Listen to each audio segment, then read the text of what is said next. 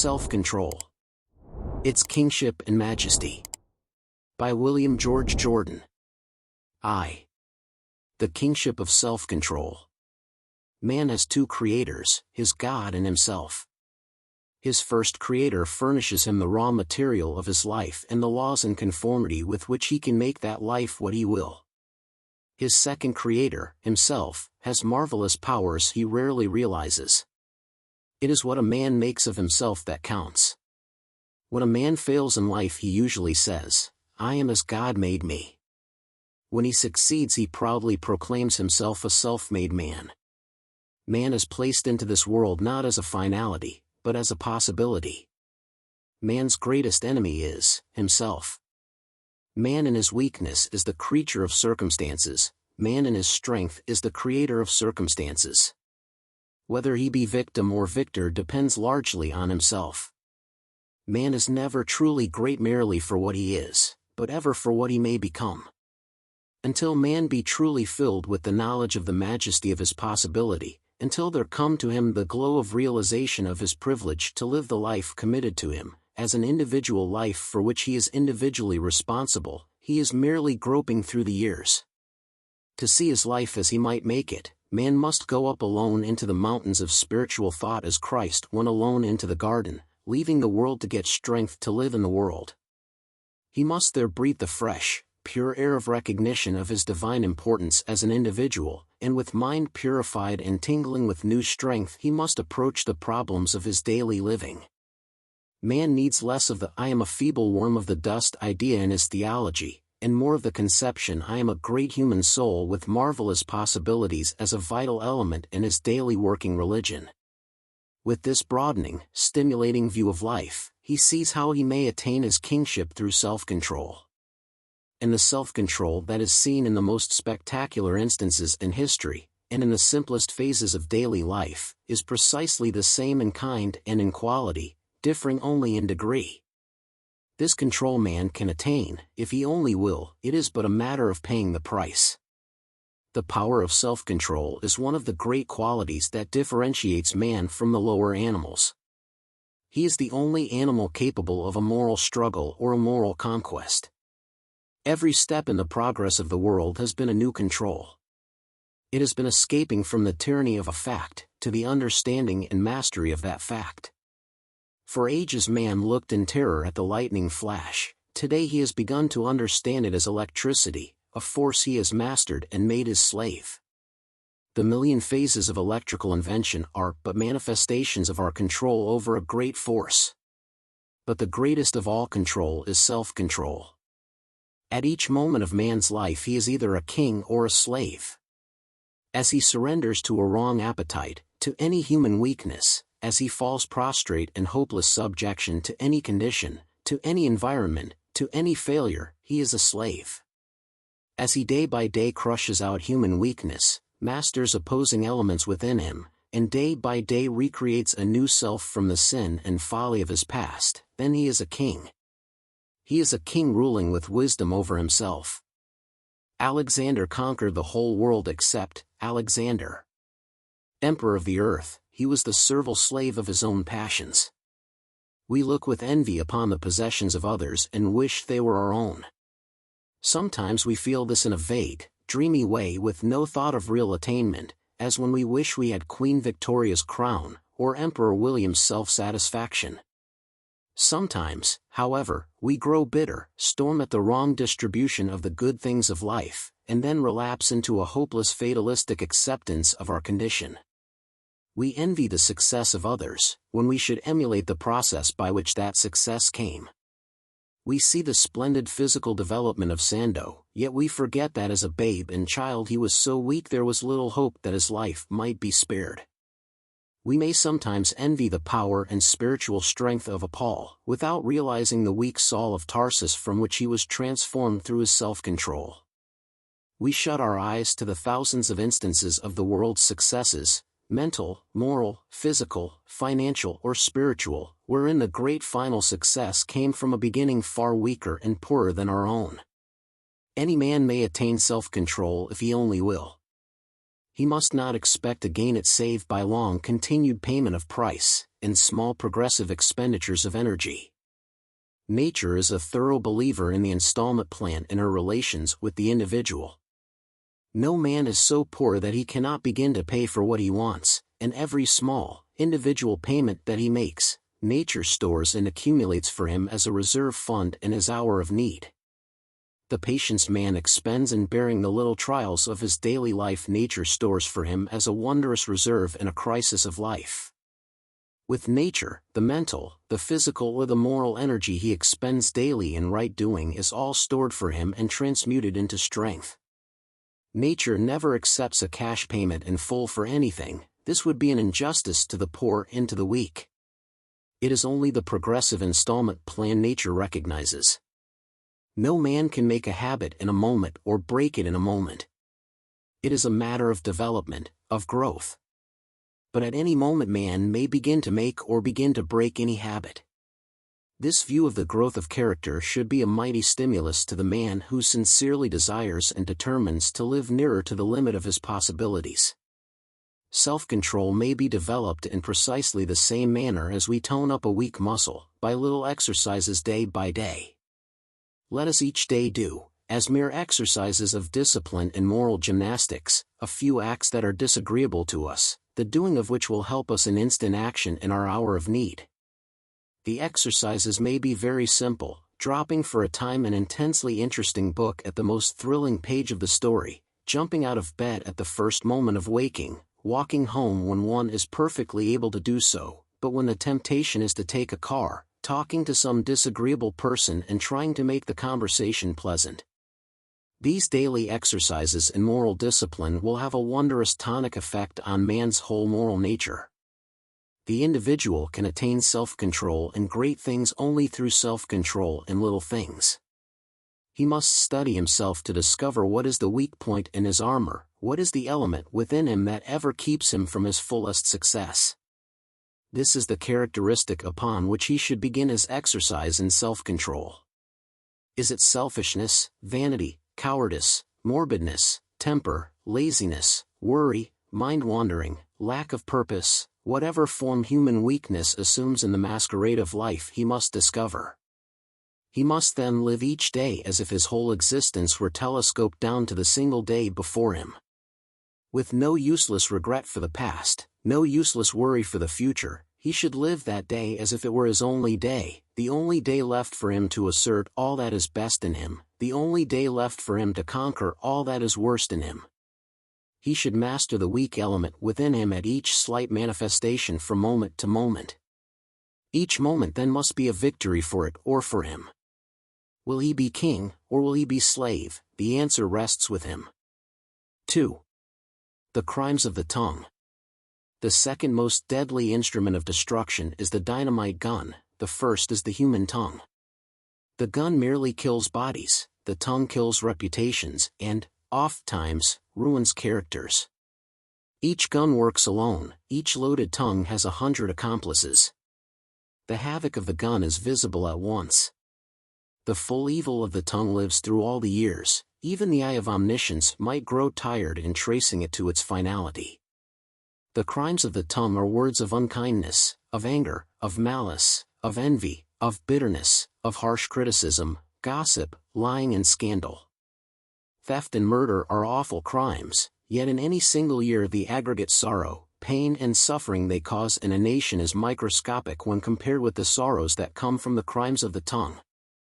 Place in one of the scale pans of justice the evils resulting from the acts of criminals, and in the other the grief and tears and suffering resulting from the crimes of respectability, and you will start back in amazement as you see the scale you thought the heavier shoot high in air. At the hands of thief or murderer few of us suffer, even indirectly. But from the careless tongue of friend, the cruel tongue of enemy, who is free? No human being can live a life so true, so fair, so pure as to be beyond the reach of malice, or immune from the poisonous emanations of envy. The insidious attacks against one's reputation, the loathsome innuendos, slurs, half-lies, by which jealous mediocrity seeks to ruin its superiors, are like those insect parasites that kill the heart and life of a mighty oak. So cowardly is the method, so stealthy the shooting of the poison thorns, so insignificant the separate acts in their seeming, that one is not on guard against them. It is easier to dodge an elephant than a microbe. In London they have recently formed an anti-scandal league. The members promise to combat in every way in their power the prevalent custom of talking scandal, the terrible and unending consequences of which are not generally estimated. Scandal is one of the crimes of the tongue, but it is only one. Every individual who breathes a word of scandal is an active stockholder in a society for the spread of moral contagion. He is instantly punished by nature by having his mental eyes dimmed to sweetness and purity, and his mind deadened to the sunlight and glow of charity. There is developed a wondrous, ingenious perversion of mental vision, by which every act of others is explained and interpreted from the lowest possible motives. They become like certain carrion flies, that pass lightly over acres of rose gardens, to feast on a piece of putrid meat. They have developed a keen scent for the foul matter upon which they feed. There are pillows wet by sobs, there are noble hearts broken in the silence whence comes no cry of protest, there are gentle, sensitive natures seared and warped, there are old-time friends separated and walking their lonely ways with hope dead and memory but a pang, there are cruel misunderstandings that make all life look dark. These are but a few of the sorrows that come from the crimes of the tongue. A man may lead a life of honesty and purity, battling bravely for all he holds dearest, so firm and sure of the rightness of his life that he never thinks for an instant of the diabolic ingenuity that makes evil and evil report where naught but good really exists. A few words lightly spoken by the tongue of slander, a significant expression of the eyes, a cruel shrug of the shoulders, with a pursing of the lips, and then, friendly hands grow cold, the accustomed smile is displaced by a sneer, and one stands alone and aloof with a dazed feeling of wonder at the vague, intangible something that has caused it all. For this craze for scandal, sensational newspapers of today are largely responsible. Each newspaper is not one tongue, but 1,000 or 1,000,000 tongues, telling the same foul story to as many pairs of listening ears. The vultures of sensationalism scent the carcass of immorality afar off. From the uttermost parts of the earth they collect the sin, disgrace and folly of humanity, and show them bare to the world. They do not even require facts, for morbid memories and fertile imaginations make even the worst of the world's happenings seem tame when compared with their monstrosities of invention. These stories, and the discussions they excite, develop in readers a cheap, shrewd power of distortion of the acts of all around them. If a rich man give a donation to some charity, they say, he is doing it to get his name talked about, to help his business. If he give it anonymously, they say, oh, it's some millionaire who is clever enough to know that refraining from giving his name will pique curiosity, he will see that the public is informed later.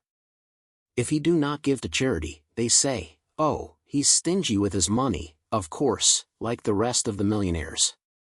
To the vile tongue of gossip and slander, virtue is ever deemed but a mask, noble ideals but a pretense, generosity a bribe. The man who stands above his fellows must expect to be the target for the envious arrows of their inferiority. It is part of the price he must pay for his advance. One of the most detestable characters in all literature is Iago. Envious of the promotion of Cassio above his head, he hated Othello. His was one of those low natures that become absorbed in sustaining his dignity, talking of preserving his honor, forgetting it has so long been dead that even embalming could not preserve it. Day by day Iago dropped his poison, day by day did subtle resentment and studied vengeance distill the poison of distrust and suspicion into more powerfully insidious doses. With a mind wonderfully concentrated by the blackness of his purpose, he wove a network of circumstantial evidence around the pure-hearted Desdemona, and then murdered her vicariously, by the hand of Othello. Her very simplicity, confidence, innocence and artlessness made Desdemona the easier mark for the diabolic tactics of Iago. Iago still lives in the hearts of thousands, who have all his despicable meanness without his cleverness. The constant dropping of their lying words of malice and envy have in too many instances at last worn away the noble reputations of their superiors. To sustain ourselves in our own hasty judgments we sometimes say, as we listen, and accept without investigation, the words of these modern Iagos, well, where there is so much smoke, there must be some fire. Yes, but the fire may be only the fire of malice, the incendiary firing of the reputation of another by the lighted torch of envy, thrown into the innocent facts of a life of superiority. 3.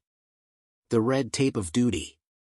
Duty is the most overlauded word in the whole vocabulary of life. Duty is the cold, bare anatomy of righteousness. Duty looks at life as a debt to be paid, love sees life as a debt to be collected. Duty is ever paying assessments, love is constantly counting its premiums. Duty is forced, like a pump, love is spontaneous, like a fountain. Duty is prescribed and formal, it is part of the red tape of life. It means running on moral rails. It is good enough as a beginning, it is poor as a finality. The boy who stood on the burning deck, and who committed suicide on a technical point of obedience, has been held up to the school children of this century as a model of faithfulness to duty. The boy was the victim of a blind adherence to the red tape of duty. He was placing the whole responsibility for his acts on someone outside himself. He was helplessly waiting for instruction in the hour of emergency when he should have acted for himself. His act was an empty sacrifice. It was a useless throwing away of a human life. It did no good to the father, to the boy, to the ship, or to the nation. The captain who goes down with his sinking vessel, when he has done everything in his power to save others and when he can save his own life without dishonor, is the victim of a false sense of duty. He is cruelly forgetful of the loved ones on shore that he is sacrificing. His death means a spectacular exit from life, the cowardly fear of an investigating committee, or a brave man's loyal, yet misguided, sense of duty. A human life, with its wondrous possibilities, is too sacred an individual trust to be thus lightly thrown into eternity. They tell us of the sublime nobleness of the Roman soldier at Pompeii, whose skeleton was found centuries afterward, embedded in the once molten lava which swept down upon the doomed city. He was still standing at one of the gates, at his post of duty, still grasping a sword in his crumbling fingers. His was a morbid faithfulness to a discipline from which a great convulsion of nature had released him. An automaton would have stood there just as long, just as boldly, just as uselessly. The man who gives 1 hour of his life to loving, consecrated service to humanity is doing higher, better, truer work in the world than an army of Roman sentinels paying useless tribute to the red tape of duty. There is in this interpretation of duty no sympathy with the man who deserts his post when needed, it is but a protest against losing the essence, the realness of true duty in worshipping the mere form. Analyze, if you will, any of the great historic instances of loyalty to duty, and whenever they ring true you will find the presence of the real element that made the act almost divine. It was duty, plus love. It was no mere sense of duty that made Grace Darling risk her life in the awful storm of 60 years ago, when she set out in the darkness of night, on a raging sea, to rescue the survivors of the wreck of the Forfarshire. It was the sense of duty, warmed and vivified by a love of humanity. It was heroic courage of a heart filled with divine pity and sympathy. Duty is a hard, mechanical process for making men do things that love would make easy. It is a poor understudy to love. It is not a high enough motive with which to inspire humanity. Duty is the body to which love is the soul. Love, in the divine alchemy of life, transmutes all duties into privileges, all responsibilities into joys. The workman who drops his tools at the stroke of 12, as suddenly as if he had been struck by lightning, may be doing his duty, but he is doing nothing more. No man has made a great success of his life or a fit preparation for immortality by doing merely his duty. He must do that, and more. If he puts love into his work, the more will be easy. The nurse may watch faithfully at the bedside of a sick child as a duty. But to the mother's heart the care of the little one, in the battle against death, is never a duty. The golden mantle of love thrown over every act makes the word duty have a jarring sound as if it were the voice of desecration. When a child turns out badly in later years, the parent may say, "Well, I always did my duty by him. Then it is no wonder the boy turned out wrong. Doing his duty by his son too often implies merely food, lodging, clothes and education supplied by the father. Why, a public institution would give that. What the boy needed most was deep draughts of love. He needed to live in an atmosphere of sweet sympathy, counsel and trust. The parent should ever be an unfailing refuge, a constant resource and inspiration, not a mere larder, or hotel, or wardrobe, or school that furnishes these necessities free. The empty boast of mere parental duty is one of the dangers of modern society. Christianity stands forth as the one religion based on love, not duty. Christianity sweeps all duties into one word, love. Love is the one great duty enjoined by the Christian religion. What duty creeps too laboriously, love reaches in a moment on the wings of a dove. Duty is not lost, condemned or destroyed in Christianity. It is dignified, purified and exalted, and all its rough ways are made smooth by love. The supreme instance of generosity in the world's history is not the giving of millions by someone of great name, it is the giving of a mite by a widow whose name does not appear. Behind the widow's mite was no sense of duty, it was the full, free and perfect gift of a heart filled with love. In the Bible duty is mentioned but 5 times, love, hundreds. In the conquest of any weakness in our mental or moral makeup, in the attainment of any strength, in our highest and truest relation to ourselves and to the world, let us ever make love our watchword, not mere duty. If we desire to live a life of truth and honesty, to make our word as strong as our bond, let us not expect to keep ourselves along the narrow line of truth under the constant lash of the whip of duty. Let us begin to love the truth, to fill our mind and life with the strong white light of sincerity and sterling honesty. Let us love the truth so strongly that there will develop within us, without our conscious effort, an ever-present horror of a lie. If we desire to do good in the world, let us begin to love humanity, to realize more truly the great dominant note that sounds in every mortal, despite all the discords of life, the great natural bond of unity that makes all men brothers. Then jealousy, malice, envy, unkind words and cruel misjudging will be eclipsed and lost in the sunshine of love. The greatest triumph of the 19th century is not its marvelous progress in invention, its strides in education, its conquests of the dark regions of the world, the spread of a higher mental tone throughout the earth, the wondrous increase in material comfort and wealth. The greatest triumph of the century is not any nor all of these. It is the sweet atmosphere of peace that is covering the nations. It is the growing closer and closer of the peoples of the earth. Peace is but the breath, the perfume, the life of love. Love is the wondrous angel of life that rolls away all the stones of sorrow and suffering from the pathway of duty. 4. The supreme charity of the world. True charity is not typified by an alms box. The benevolence of a checkbook does not meet all the wants of humanity. Giving food, clothing and money to the poor is only the beginning, the kindergarten class, of real charity. Charity has higher, purer forms of manifestation. Charity is but an instinctive reaching out for justice in life. Charity seeks to smooth down the rough places of living, to bridge the chasms of human sin and folly, to feed the heart hungry, to give strength to the struggling, to be tender with human weakness, and greatest of all, it means, obeying the divine injunction, judge not. The true symbol of the greatest charity is the scales of judgment held on high, suspended from the hand of justice. So perfectly are they poised that they are never at rest, they dare not stop for a moment to pronounce final judgment, each second adds its grain of evidence to either side of the balance.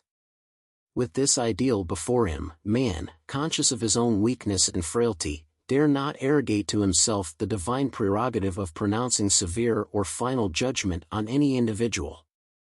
He will seek to train mind and heart to greater keenness, purity, and delicacy in watching the trembling movement of the balance in which he weighs the characters and reputations of those around him. It is a great pity in life that all the greatest words are most degraded. We hear people say, "I do so love to study character," in the cars and on the street.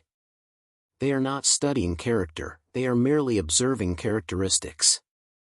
the study of character is not a puzzle that a man may work out overnight. Character is most subtle, elusive, changing and contradictory, a strange mingling of habits, hopes, tendencies, ideals, motives, weaknesses, traditions and memories, manifest in 1,000 different phases. There is but one quality necessary for the perfect understanding of character, one quality that, if man have it, he may dare to judge, that is, omniscience. Most people study character as a proofreader pores over a great poem. His ears are dulled to the majesty and music of the lines, his eyes are darkened to the magic imagination of the genius of the author. That proofreader is busy watching for an inverted comma, a misspacing, or a wrong font letter. He has an eye trained for the imperfections, the weaknesses. Men who pride themselves on being shrewd in discovering the weak points, the vanity, dishonesty, immorality, intrigue and pettiness of others, think they understand character. They know only part of character, they know only the depths to which some men may sink, they know not the heights to which some men may rise. An optimist is a man who has succeeded in associating with humanity for some time without becoming a cynic.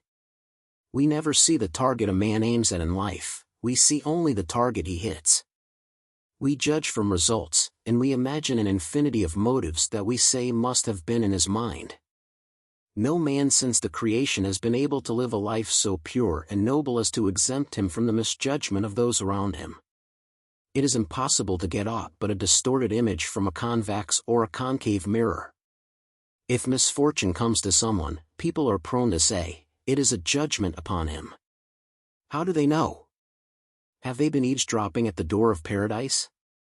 When sorrow and failure come to us, we regard them as misdirected packages that should be delivered elsewhere. We do too much watching of our neighbor's garden, too little weeding in our own. Bottles have been picked up at sea thousands of miles from the point where they have been cast into the waters. They have been the sport of wind and weather, carried along by ocean currents, they have reached a destination undreamed of. Our flippant, careless words of judgment of the character of someone, words lightly and perhaps innocently spoken, may be carried by unknown currents and bring sorrow, misery and shame to the innocent.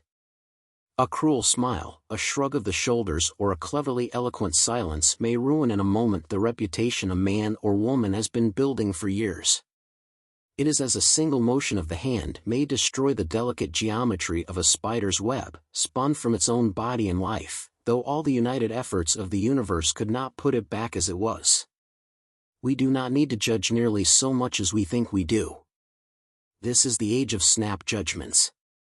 The habit is greatly intensified by the sensational press. 24 hours after a great murder there is difficulty in getting enough men who have not already formulated a judgment, to try the case.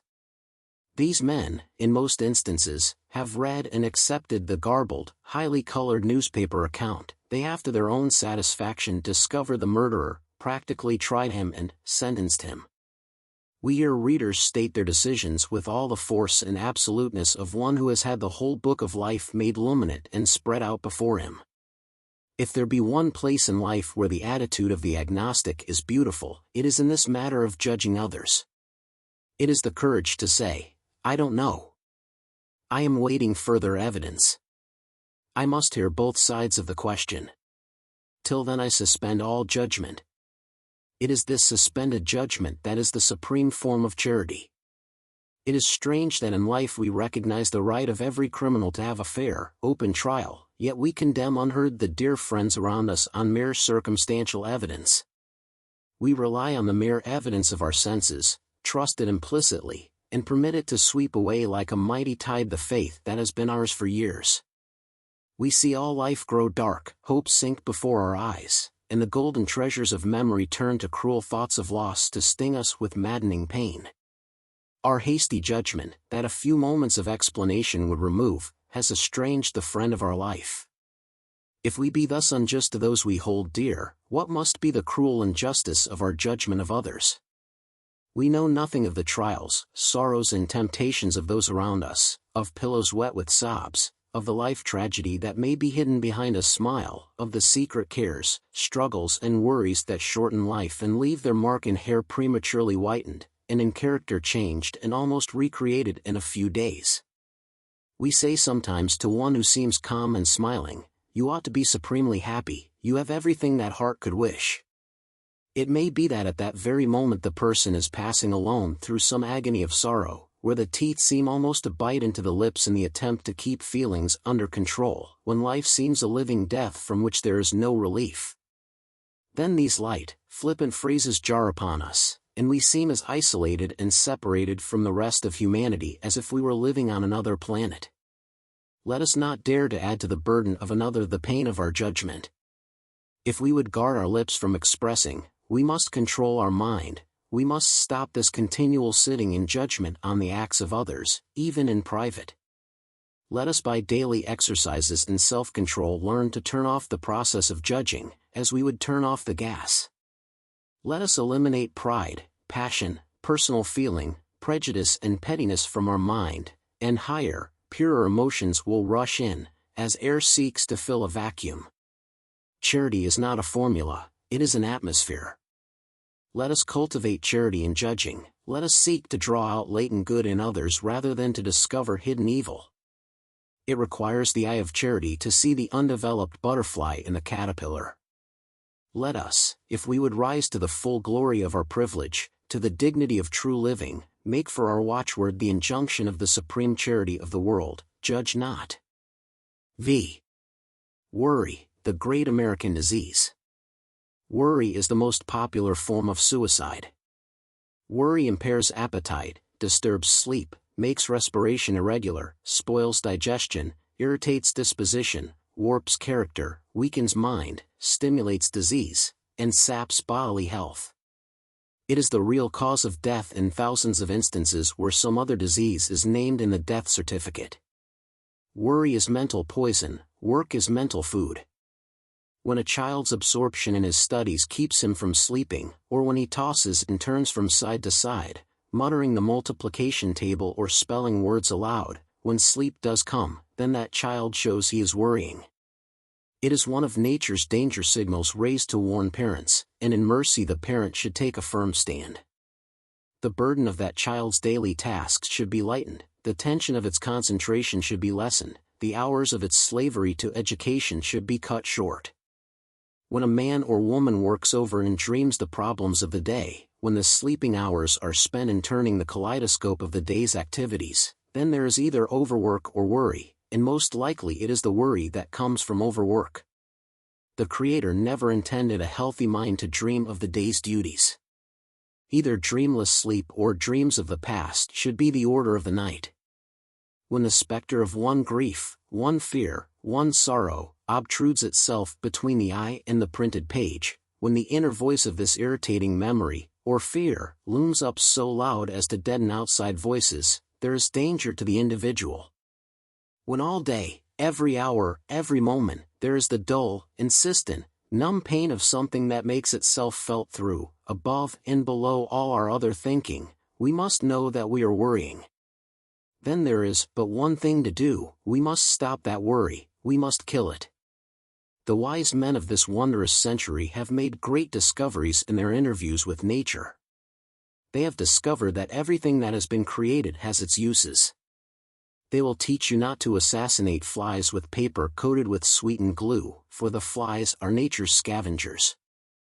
They will tell you just what are the special duties and responsibilities of each of the microscopic microbes with telescopic names. In their wildest moods of scientific enthusiasm they may venture to persuade you into believing that even the mosquito serves some real purpose in nature, but no man that has ever lived can truthfully say a good word about worry. Worry is forethought gone to seed. Worry is discounting possible future sorrows so that the individual may have present misery. Worry is the father of insomnia. Worry is the traitor in our camp that dampens our powder, weakens our aim. Under the guise of helping us to bear the present, and to be ready for the future, worry multiplies enemies within our own mind to sap our strength. Worry is the dominance of the mind by a single vague, restless, unsatisfied, fearing and fearful idea. the mental energy and force that should be concentrated on the successive duties of the day is constantly and surreptitiously abstracted and absorbed by this one fixed idea. The full rich strength of the unconscious working of the mind, that which produces our best success, that represents our finest activity, is tapped, led away and wasted on worry. Worry must not be confused with anxiety, though both words agree in meaning, originally, a choking or a strangling, referring, of course, to the throttling effect upon individual activity. Anxiety faces large issues of life seriously, calmly, with dignity. Anxiety always suggests hopeful possibility, it is active in being ready, and devising measures to meet the outcome. Worry is not one large individual sorrow, it is a colony of petty, vague, insignificant, restless imps of fear, that become important only from their combination, their constancy, their iteration.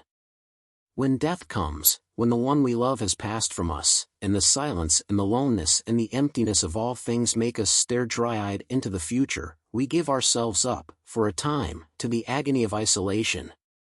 This is not a petty worry we must kill ere it kills us. This is the awful majesty of sorrow that mercifully benumbs us, though it may later become, in the mysterious working of omnipotence, a rebaptism and a regeneration. It is the worry habit, the constant magnifying of petty sorrows to eclipse the sun of happiness, against which I here make protest. To cure worry, the individual must be his own physician, he must give the case heroic treatment. He must realize, with every fiber of his being, the utter, absolute uselessness of worry. He must not think this is commonplace, a bit of mere theory, it is a reality that he must translate for himself from mere words to a real, living fact. He must fully understand that if it were possible for him to spend a whole series of eternities in worry, it would not change the fact one jot or tittle. It is a time for action, not worry, because worry paralyzes thought and action, too. If you set down a column of figures in addition, no amount of worry can change the sum total of those figures. That result is wrapped up in the inevitability of mathematics. The result can be made different only by changing the figures as they are set down, one by one, in that column. The one time that a man cannot afford to worry is when he does worry. Then he is facing, or imagines he is, a critical turn in affairs. This is the time when he needs 100% of his mental energy to make his plans quickly, to see what is his wisest decision, to keep a clear eye on the sky and on his course, and a firm hand on the helm until he has weathered the storm in safety. There are two reasons why man should not worry, either one of which must operate in every instance. First, because he cannot prevent the results he fears. Second, because he can prevent them. If he be powerless to avert the blow, he needs perfect mental concentration to meet it bravely, to lighten its force, to get what salvage he can from the wreck, to sustain his strength at this time when he must plan a new future. If he can prevent the evil he fears, then he has no need to worry, for he would by so doing be dissipating energy in his very hour of need. If man do, day by day, ever the best he can by the light he has no need to fear, no need to regret, no need to worry. No agony of worry would do aught to help him. Neither mortal nor angel can do more than his best. If we look back upon our past life we will see how, in the marvelous working of events, the cities of our greatest happiness and of our fullest success have been built along the rivers of our deepest sorrows, our most abject failures. We then realize that our present happiness or success would have been impossible had it not been for some terrible affliction or loss in the past, some wondrous potent force in the evolution of our character or our fortune. This should be a wondrous stimulus to us in bearing the trials and sorrows of life. To cure oneself of worry is not an easy task, it is not to be removed in 2 or 3 applications of the quack medicine of any cheap philosophy, but it requires only clear, simple common sense applied to the business of life. Man has no right to waste his own energies, to weaken his own powers and influence, for he has inalienable duties to himself, to his family, to society, and to the world. 6. The greatness of simplicity. Simplicity is the elimination of the non-essential in all things. It reduces life to its minimum of real needs, raises it to its maximum of powers. Simplicity means the survival, not of the fittest, but of the best. In morals it kills the weeds of vice and weakness so that the flowers of virtue and strength may have room to grow. Simplicity cuts off waste and intensifies concentration. It converts flickering torches into searchlights. All great truths are simple. The essence of Christianity could be given in a few words, a lifetime would be but continued seeking to make those words real and living in thoughts and acts. The true Christian's individual belief is always simpler than his church creed, and upon these vital, foundation elements he builds his life. Higher criticism never rises to the heights of his simplicity. He does not care whether the whale swallowed Jonah or Jonah swallowed the whale. Hair-splitting interpretation of words and phrases is an intellectual dissipation he has no time for. He cares not for the anatomy of religion, he has its soul. His simple faith he lives, in thought and word and act, day by day. Like the lark he lives nearest the ground, like the lark he soars highest toward heaven. The minister whose sermons are made up merely of flowers of rhetoric, sprigs of quotation, sweet fancy, and perfumed commonplaces, is, consciously or unconsciously, posing in the pulpit. His literary Charlotte Russes, sweet froth on a spongy, pulpy base, never helped a human soul, they give neither strength nor inspiration. If the mind and heart of the preacher were really thrilled with the greatness and simplicity of religion, he would, week by week, apply the ringing truths of his faith to the vital problems of daily living. The test of a strong, simple sermon is results, not the Sunday praise of his auditors, but their bettered lives during the week. People who pray on their knees on Sunday and pray on their neighbors on Monday need simplicity in their faith. No character can be simple unless it is based on truth, unless it is lived in harmony with one's own conscience and ideals. Simplicity is the pure white light of a life lived from within. It is destroyed by any attempt to live in harmony with public opinion. Public opinion is a conscience owned by a syndicate, where the individual is merely a stockholder. But the individual has a conscience of which he is sole proprietor. Adjusting his life to his own ideals is the royal road to simplicity. Affectation is the confession of inferiority, it is an unnecessary proclamation that one is not living the life he pretends to live. Simplicity is restful contempt for the non-essentials of life. It is restless hunger for the non-essentials that is the secret of most of the discontent of the world. It is constant striving to outshine others that kills simplicity and happiness. Nature, in all her revelations, seeks to teach man the greatness of simplicity. Health is but the living of a physical life in harmony with a few simple, clearly defined laws.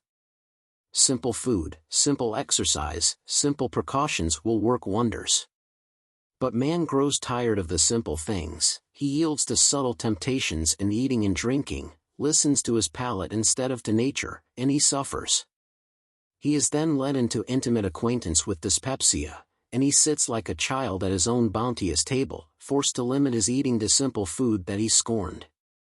There is a tonic strength, in the hour of sorrow and affliction, in escaping from the world and society and getting back to the simple duties and interests we have slighted and forgotten. Our world grows smaller, but it grows dearer and greater. Simple things have a new charm for us, and we suddenly realize that we have been renouncing all that is greatest and best, in our pursuit of some phantom. Simplicity is the characteristic that is most difficult to simulate. The signature that is most difficult to imitate is the one that is most simple, most individual and most free from flourishes. The banknote that is the most difficult to counterfeit successfully is the one that contains the fewest lines and has the least intricate detail. So simple is it that any departure from the normal is instantly apparent. So is it also in mind and in morals. Simplicity in act is the outward expression of simplicity in thought. Men who carry on their shoulders the fate of a nation are quiet, modest, unassuming. They are often made gentle, calm and simple by the discipline of their responsibility. They have no room in their minds for the pettiness of personal vanity. It is ever the drum major who grows pompous when he thinks that the whole world is watching him as he marches at the head of the procession. The great general, bowed with the honors of many campaigns, is simple and unaffected as a child. The college graduate assumes the airs of one to whom is committed the wisdom of the ages, while the great man of science, the Columbus of some great continent of investigation, is simple and humble. The longest Latin derivatives seem necessary to express the thoughts of young writers. The world's great masters in literature can move mankind to tears, give light and life to thousands in darkness and doubt, or scourge a nation for its folly, by words so simple as to be commonplace. But transfigured by the divinity of genius, there seems almost a miracle in words. Life grows wondrously beautiful when we look at it as simple, when we can brush aside the trivial cares and sorrows and worries and failures and say, they don't count. They are not the real things of life, they are but interruptions. There is something within me, my individuality, that makes all these gnats of trouble seem too trifling for me to permit them to have any dominion over me. Simplicity is a mental soil where artifice, lying, deceit, treachery and selfish, low ambition, cannot grow. The man whose character is simple looks truth and honesty so straight in the face that he has no consciousness of intrigue and corruption around him. He is deaf to the hints and whispers of wrongs that a suspicious nature would suspect even before they existed. He scorns to meet intrigue with intrigue, to hold power by bribery, to pay weak tribute to an inferior that has a temporary inning. To true simplicity, to perceive a truth is to begin to live it, to see a duty is to begin to do it. Nothing great can ever enter into the consciousness of a man of simplicity and remain but a theory. Simplicity in a character is like the needle of a compass, it knows only one point, its north, its ideal. Let us seek to cultivate this simplicity in all things in our life. The first step toward simplicity is simplifying. The beginning of mental or moral progress or reform is always renunciation or sacrifice. It is rejection, surrender or destruction of separate phases of habit or life that have kept us from higher things. Reform your diet and you simplify it, make your speech truer and higher and you simplify it, reform your morals and you begin to cut off your immorals. The secret of all true greatness is simplicity. Make simplicity the keynote of your life and you will be great, no matter though your life be humble and your influence seem but little. Simple habits, simple manners, simple needs, simple words, simple faiths, all are the pure manifestations of a mind and heart of simplicity. Simplicity is never to be associated with weakness and ignorance. It means reducing tons of ore to nuggets of gold. It means the light of fullest knowledge, it means that the individual has seen the folly and the nothingness of those things that make up the sum of the life of others. He has lived down what others are blindly seeking to live up to. Simplicity is the sun of a self-centered and pure life, the secret of any specific greatness in the life of the individual. 7. Living life over again. During a terrific storm a few years ago, a ship was driven far out of her course, and, helpless and disabled, was carried into a strange bay. The water supply gave out, and the crew suffered the agony of thirst, yet dared not drink of the salt water in which their vessel floated. In the last extremity they lowered a bucket over the ship's side, and in desperation quaffed the beverage they thought was sea water. But to their joy and amazement the water was fresh, cool and life-giving. They were in a fresh-water arm of the sea, and they did not know it. They had simply to reach down and accept the new life and strength for which they prayed. Man, today, heart-weary with the sorrow, sin and failure of his past life, feels that he could live a better life if he could only have another chance, if he could only live life over again, if he could only start afresh with his present knowledge and experience. He looks back with regretful memory to the golden days of youth and sadly mourns his wasted chances. He then turns hopefully to the thought of a life to come. But, helpless, he stands between the two ends of life, yet thirsting for the chance to live a new life, according to his bettered condition for living it. In his blindness and unknowing, he does not realize, like the storm-driven sailors, that the new life is all around him, he has but to reach out and take it. Every day is a new life, every sunrise but a new birth for himself and the world, every morning the beginning of a new existence for him, a new, great chance to put to new and higher uses the results of his past living. The man who looks back upon his past life and says, "I have nothing to regret," has lived in vain. The life without regret is the life without gain. Regret is but the light of fuller wisdom, from our past, illumining our future. It means that we are wiser today than we were yesterday. This new wisdom means new responsibility, new privileges. It is a new chance for a better life. But if regret remain merely regret, it is useless. It must become the revelation of new possibilities, and the inspiration and source of strength to realize them. Even omnipotence could not change the past, but each man, to a degree far beyond his knowing, holds his future in his own hands. If man were sincere in his longing to live life over, he would get more help from his failures.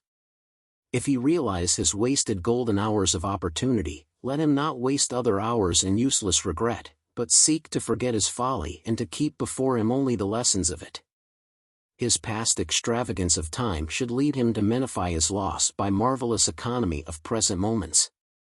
If his whole life be darkened by the memory of a cruel wrong he has done another, if direct amends be impossible to the injured one, passed from life, let him make the world the legatee to receive his expressions of restitution.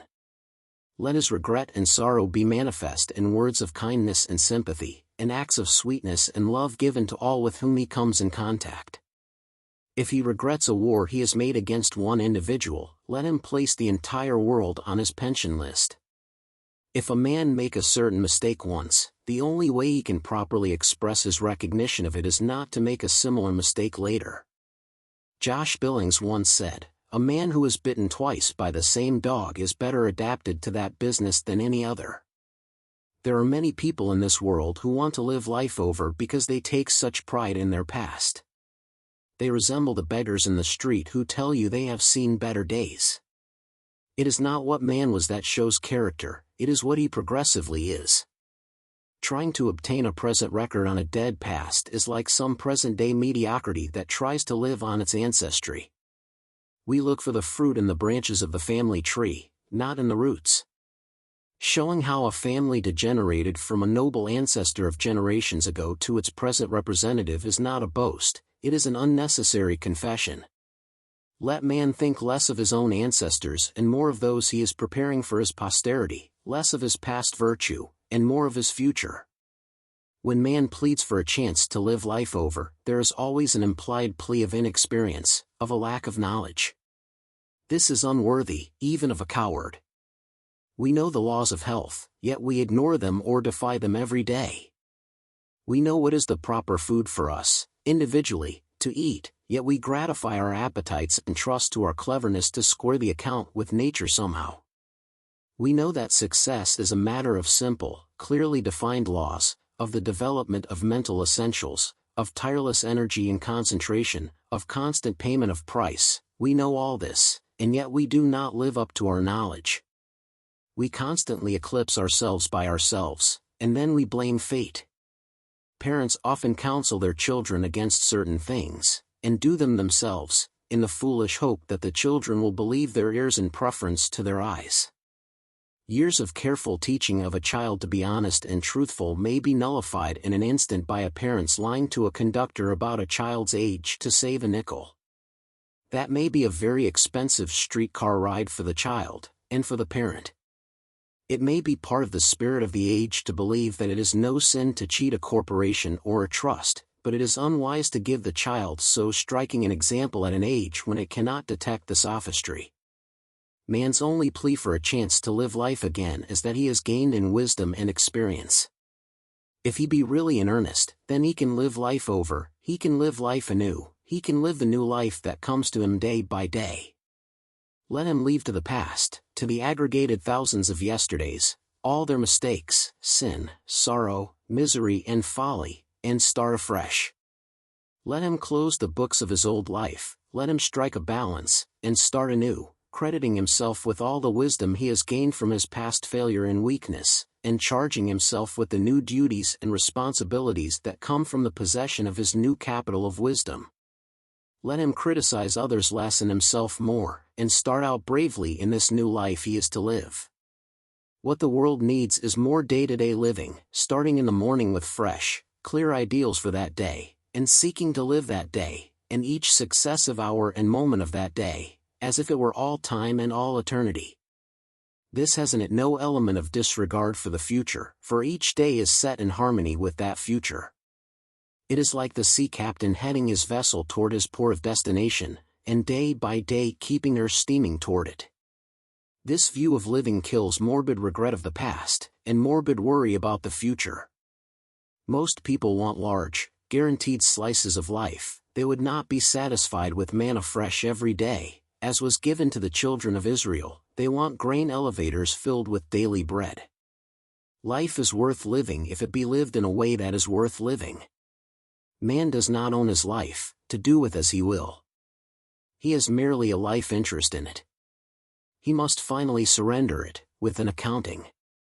At each New Year tide it is common to make new resolutions, but in the true life of the individual each day is the beginning of a new year if he will only make it so. A mere date on the calendar of eternity is no more a divider of time than a particular grain of sand divides the desert. Let us not make heroic resolutions so far beyond our strength that the resolution becomes a dead memory within a week, but let us promise ourselves that each day will be the new beginning of a newer, better and truer life for ourselves, for those around us, and for the world. 8. Syndicating our sorrows. The most selfish man in the world is the one who is most unselfish, with his sorrows. He does not leave a single misery of his untold to you, or unsuffered by you, he gives you all of them. The world becomes to him a syndicate formed to take stock in his private cares, worries and trials. His mistake is in forming a syndicate. He should organize a trust and control it all himself, then he could keep everyone from getting any of his misery. Life is a great, serious problem for the individual. All our greatest joys and our deepest sorrows come to us, alone. We must go into our Gethsemane, alone. We must battle against the mighty weakness within us, alone. We must live our own life, alone. We must die, alone. We must accept the full responsibility of our life, alone. If each one of us has this mighty problem of life to solve for himself, if each of us has his own cares, responsibilities, failures, doubts, fears, bereavements, we surely are playing a coward's part when we syndicate our sorrows to others. We should seek to make life brighter for others. We should seek to hearten them in their trials by the example of our courage in bearing our sorrows. We should seek to forget our failures, and remember only the new wisdom they gave us. We should live down our griefs by counting the joys and privileges still left to us, put behind us our worries and regrets, and face each new day of life as bravely as we can. But we have no right to retail our sorrow and unhappiness through the community. Autobiography constitutes a large part of the conversation of some people. It is not really conversation, it is an uninterrupted monologue. These people study their individual lives with a microscope, and then they throw an enlarged view of their miseries on a screen and lecture on them, as a stereopticon man discourses on the microbes in a drop of water.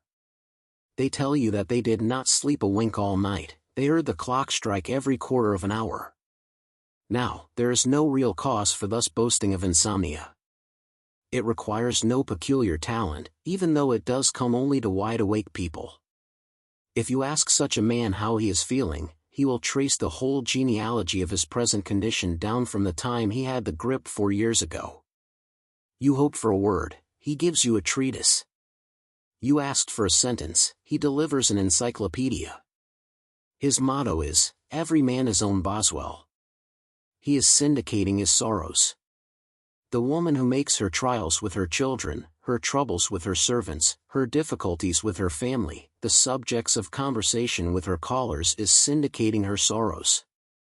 If she has a dear little innocent child who recites "Curfew shall not ring tonight," is it not wiser for the mother to bear it calmly and discreetly and in silence, than to syndicate this sorrow? The businessman who lets his dyspepsia get into his disposition, and who makes everyone around him suffer because he himself is ill, is syndicating ill health. We have no right to make others the victims of our moods. If illness makes us cross and irritable, makes us unjust to faithful workers who cannot protest, let us quarantine ourselves so that we do not spread the contagion. Let us force ourselves to speak slowly, to keep anger away from the eyes, to prevent temper showing in the voice. If we feel that we must have dyspepsia, let us keep it out of our head, let us keep it from getting north of the neck. Most people sympathize too much with themselves. They take themselves as a single sentence isolated from the great text of life. They study themselves too much as separated from the rest of humanity, instead of being vitally connected with their fellow men. There are some people who surrender to sorrow as others give way to dissipation. There is a vain pride of sorrow as well as of beauty. Most individuals have a strange glow of vanity in looking back upon their past and feeling that few others in life have suffered such trials, hardships and disappointments as have come to them. When death comes into the little circle of loved ones who make up our world, all life becomes dark to us. We seem to have no reason for existing, no object, no incentive, no hope. The love that made struggle and effort bearable for us is gone. We stare, dry-eyed, into the future, and see no future. We want none. Life has become to us a past, with no future. It is but a memory, without a hope. Then in the divine mystery of nature's processes, under the tender, soothing touch of time, as days melt into weeks, we begin to open our eyes gently to the world around us, and the noise and tumult of life jars less and less upon us. We have become emotionally convalescent. As the days go on, in our deep love, in the fullness of our loyalty, we protest often, with tears in our eyes, against our gradual return to the spirit and atmosphere of the days of the past. We feel in a subtle way a new pain, as if we were disloyal to the dear one, as if we were faithless to our love. Nature sweetly turns aside our protesting hands, and says to us, there is no disloyalty in permitting the wounds to lessen their pain, to heal gradually, if time foreordain that they can heal. There are some natures, all absorbed in a mighty love, wherein no healing is possible, but these are rare souls in life. Bitter though our anguish be, we have no right to syndicate our sorrow. We have no right to cast a gloom over happy natures by our heavy weight of crape, by serving the term prescribed by society for wearing the livery of mourning, as if real grief thought of a uniform. We have no right to syndicate our grief by using notepaper with a heavy black border as wide as a hatband, thus parading our personal sorrow to others in their happiest moments. If life has not gone well with us, if fortune has left us disconsolate, if love has grown cold, and we sit alone by the embers, if life has become to us a valley of desolation, through which weary limbs must drag an unwilling body till the end shall come, let us not radiate such an atmosphere to those round us. Let us not take strangers through the catacombs of our life, and show the bones of our dead past. Let us not pass our cup of sorrow to others, but, if we must drink it, let us take it as Socrates did his poison hemlock, grandly, heroically, and uncomplainingly. If your life has led you to doubt the existence of honor in man and virtue in woman, if you feel that religion is a pretense, that spirituality is a sham, that life is a failure, and death the entrance to nothingness, if you have absorbed all the poison philosophy of the world's pessimists, and committed the folly of believing it, don't syndicate it. If your fellow man be clinging to one frail spar, the last remnant of a noble, shipwrecked faith in God and humanity, let him keep it. Do not loosen his fingers from his hope, and tell him it is a delusion. How do you know? Who told you it was so? If these high-tide moments of life sweep your faith in omnipotence into nothingness, if the friend in whom you have put all faith in humanity and humanity's God betray you, do not eagerly accept the teachings of those modern freethinkers who syndicate their infidelity at so much per reserved seat. Seek to recover your lost faith by listening to the million voices that speak of infinite wisdom, infinite love, that manifest themselves in nature and humanity, and then build up as rapidly as you can a new faith, a faith in something higher, better and truer than you have known before. You may have one in the world to whom you may dare show with the fullness of absolute confidence and perfect faith any thought, any hope, any sorrow, but you dare not trust them to the world. Do not show the world through your bluebeard chamber, keep your trials and sorrows as close to you as you can till you have mastered them. Don't weaken others by thus syndicating your miseries. 9. The revelations of reserve power. Every individual is a marvel of unknown and unrealized possibilities. 9/10 of an iceberg is always below water. 9/10 of the possibilities of good and evil of the individual is ever hidden from his sight. Burns' prayer, that we might see ourselves as others see us, was weak. The answer could minister only to man's vanity, it would show him only what others think him to be, not what he is. We should pray to see ourselves as we are. But no man could face the radiant revelation of the latent powers and forces within him, underlying the weak, narrow life he is living. He would fall blinded and prostrate as did Moses before the burning bush. Man is not a mechanical music box wound up by the Creator and set to play a fixed number of prescribed tunes. He is a human harp, with infinite possibilities of unawakened music. The untold revelations of nature are in her reserve power. Reserve power is nature's method of meeting emergencies. Nature is wise and economic. Nature saves energy and effort, and gives only what is absolutely necessary for life and development under any given condition, and when new needs arise nature always meets them by her reserve power. In animal life nature reveals this in a million phases. Animals placed in the darkness of the mammoth cave gradually have the sense of sight weakened and the senses of smell, touch and hearing intensified. Nature watches over all animals, making their color harmonize with the general tone of their surroundings to protect them from their enemies. Those Arctic animals which in the summer inhabit regions free from snow, turn white when winter comes.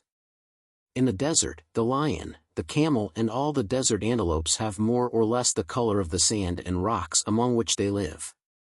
In tropical forests parrots are usually green, turquoise, barbets and bee-eaters have a preponderance of green in their plumage. The colors change as the habits of the animals change from generation to generation. Nature, by her reserve power, always meets the new needs of animals with new strength, new harmony with new conditions. About 45 years ago 3 pairs of enterprising rabbits were introduced into Australia. Today, the increase of these 6 immigrants may be counted by millions. They became a pest to the country. Fortunes have been spent to exterminate them. Wire fences many feet high and thousands of miles long have been built to keep out the invaders. The rabbits had to fight awful odds to live, but they have now outwitted man. They have developed a new nail, a long nail by which they can retain their hold on the fence while climbing. With this same nail they can burrow 6 or 8 inches under the netting, and thus enter the fields that mean food and life to them. They are now laughing at man. Reserve power has vitalized for these rabbits latent possibilities because they did not tamely accept their condition, but in their struggle to live learned how to live. In plant life, nature is constantly revealing reserve power. The possibilities of almost infinite color are present in every green plant, even in roots and stems. Proper conditions only are needed to reveal them. By obeying nature's laws man could make leaves as beautifully colored as flowers. The wild rose has only a single corolla, but, when cultivated in rich soil, the numerous yellow stamens change into the brilliant red leaves of the full-grown cabbage rose. This is but one of nature's miracles of reserve power. Once the banana was a tropical lily, the peach was at one time a bitter almond. To tell the full story of reserve power in nature would mean to write the history of the universe, in 1,000 volumes. Nature is a great believer in double engines. Man is equipped with nearly every organ in duplicate, eyes, ears, lungs, arms and legs, so that if one be weakened, its mate, through reserve power, is stimulated to do enough for both. Even where the organ itself is not duplicated, as in the nose, there is a division of parts so there is constant reserve. Nature, for still further protection, has for every part of the body an understudy and training, to be ready in a crisis, as the sense of touch for the blind. Birds when frightened ruffle their feathers, a dog that has been in the water shakes its coat so that each hair stands out of itself, the startled hedgehog projects every quill. These actions are produced by skin muscles that are rudimentary in man, and over which in ordinary conditions he has no control.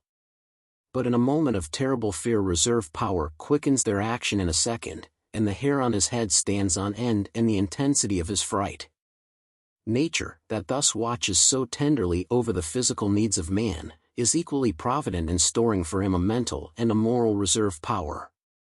Man may fail in a dozen different lines of activity and then succeed brilliantly in a phase wherein he was unconscious of any ability. We must never rest content with what we are, and say, "There is no use for me to try. I can never be great. I am not even clever now." But the law of reserve power stands by us as a fairy godmother and says, "There's one charm by which you can transmute the dull dross of your present condition into the pure gold of strength and power. That charm is ever doing your best, ever daring more, and the full measure of your final attainment can never be told in advance. Rely upon me to help you with new revelations of strength and new emergencies. Never be cast down because your power seems so trifling, your progress so slow. The world's greatest and best men were failures in some line, failures many times before failure was crowned with success. There is in the mythology of the Norsemen a belief that the strength of an enemy we kill enters into us. This is true in character. As we conquer a passion, a thought, a feeling, a desire, as we rise superior to some impulse, the strength of that victory, trifling though it may be, is stored by nature as a reserve power to come to us in the hour of our need. Were we to place before almost any individual the full chart of his future, his trials, sorrows, failures, afflictions, loss, sickness and loneliness, and ask him if he could bear it, he would say, "No. I could not bear all that and live." But he can and he does. The hopes upon the realization of which he has staked all his future turn to air as he nears them. Friends whom he has trusted betray him, the world grows cold to him, the child whose smile is the light of his life dishonors his name, death takes from him the wife of his heart. Reserve power has been watching over him and ever giving him new strength, even while he sleeps.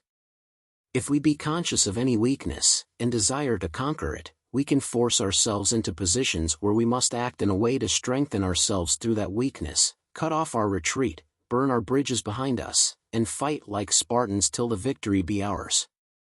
Reserve power is like the manna given to the children of Israel in the wilderness, only enough was given them to keep them for one day. Each successive day had its new supply of strength.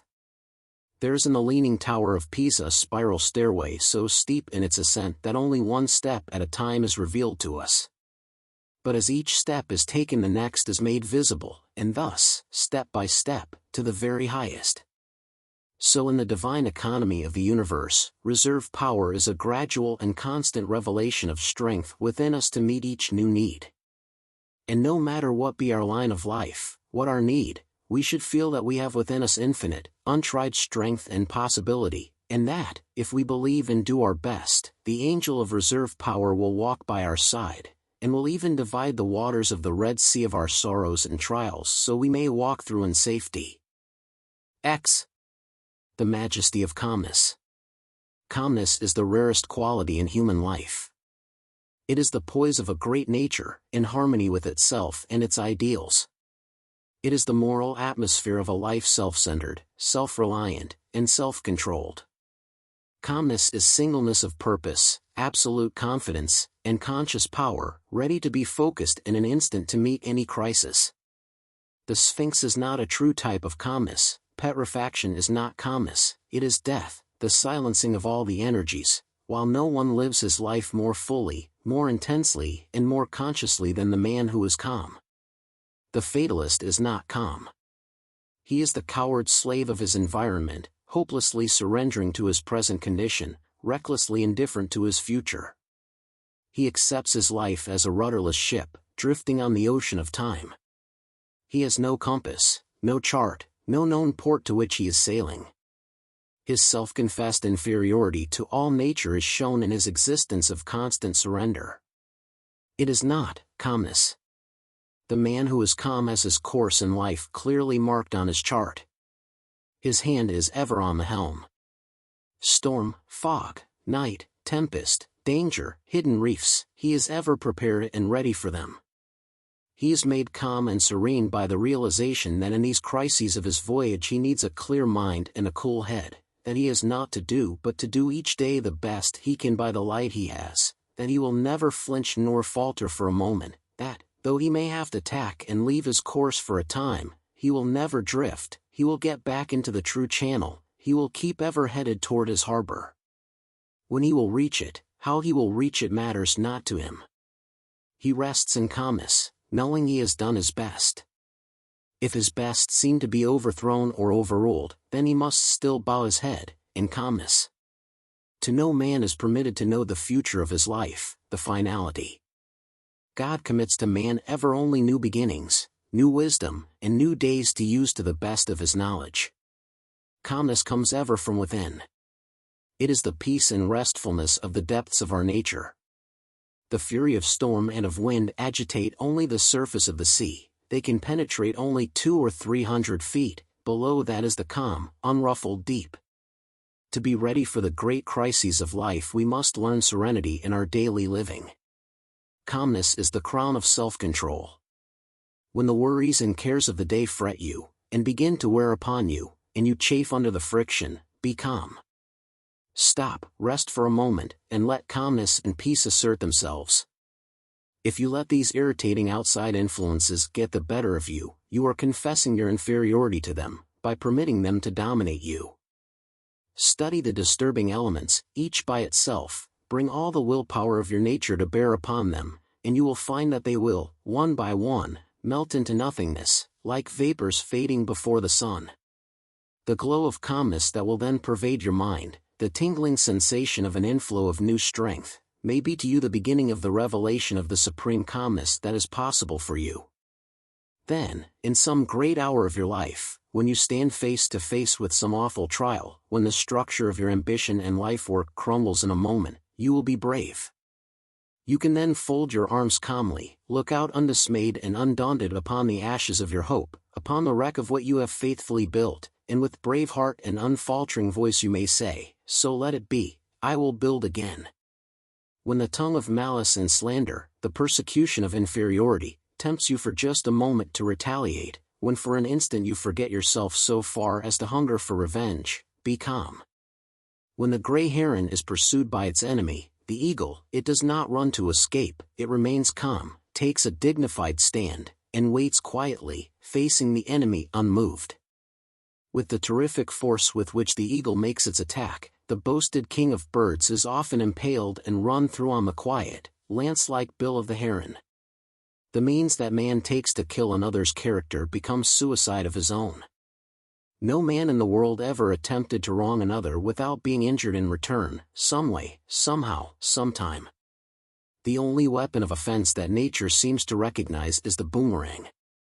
Nature keeps her books admirably, she puts down every item, she closes all accounts finally, but she does not always balance them at the end of the month.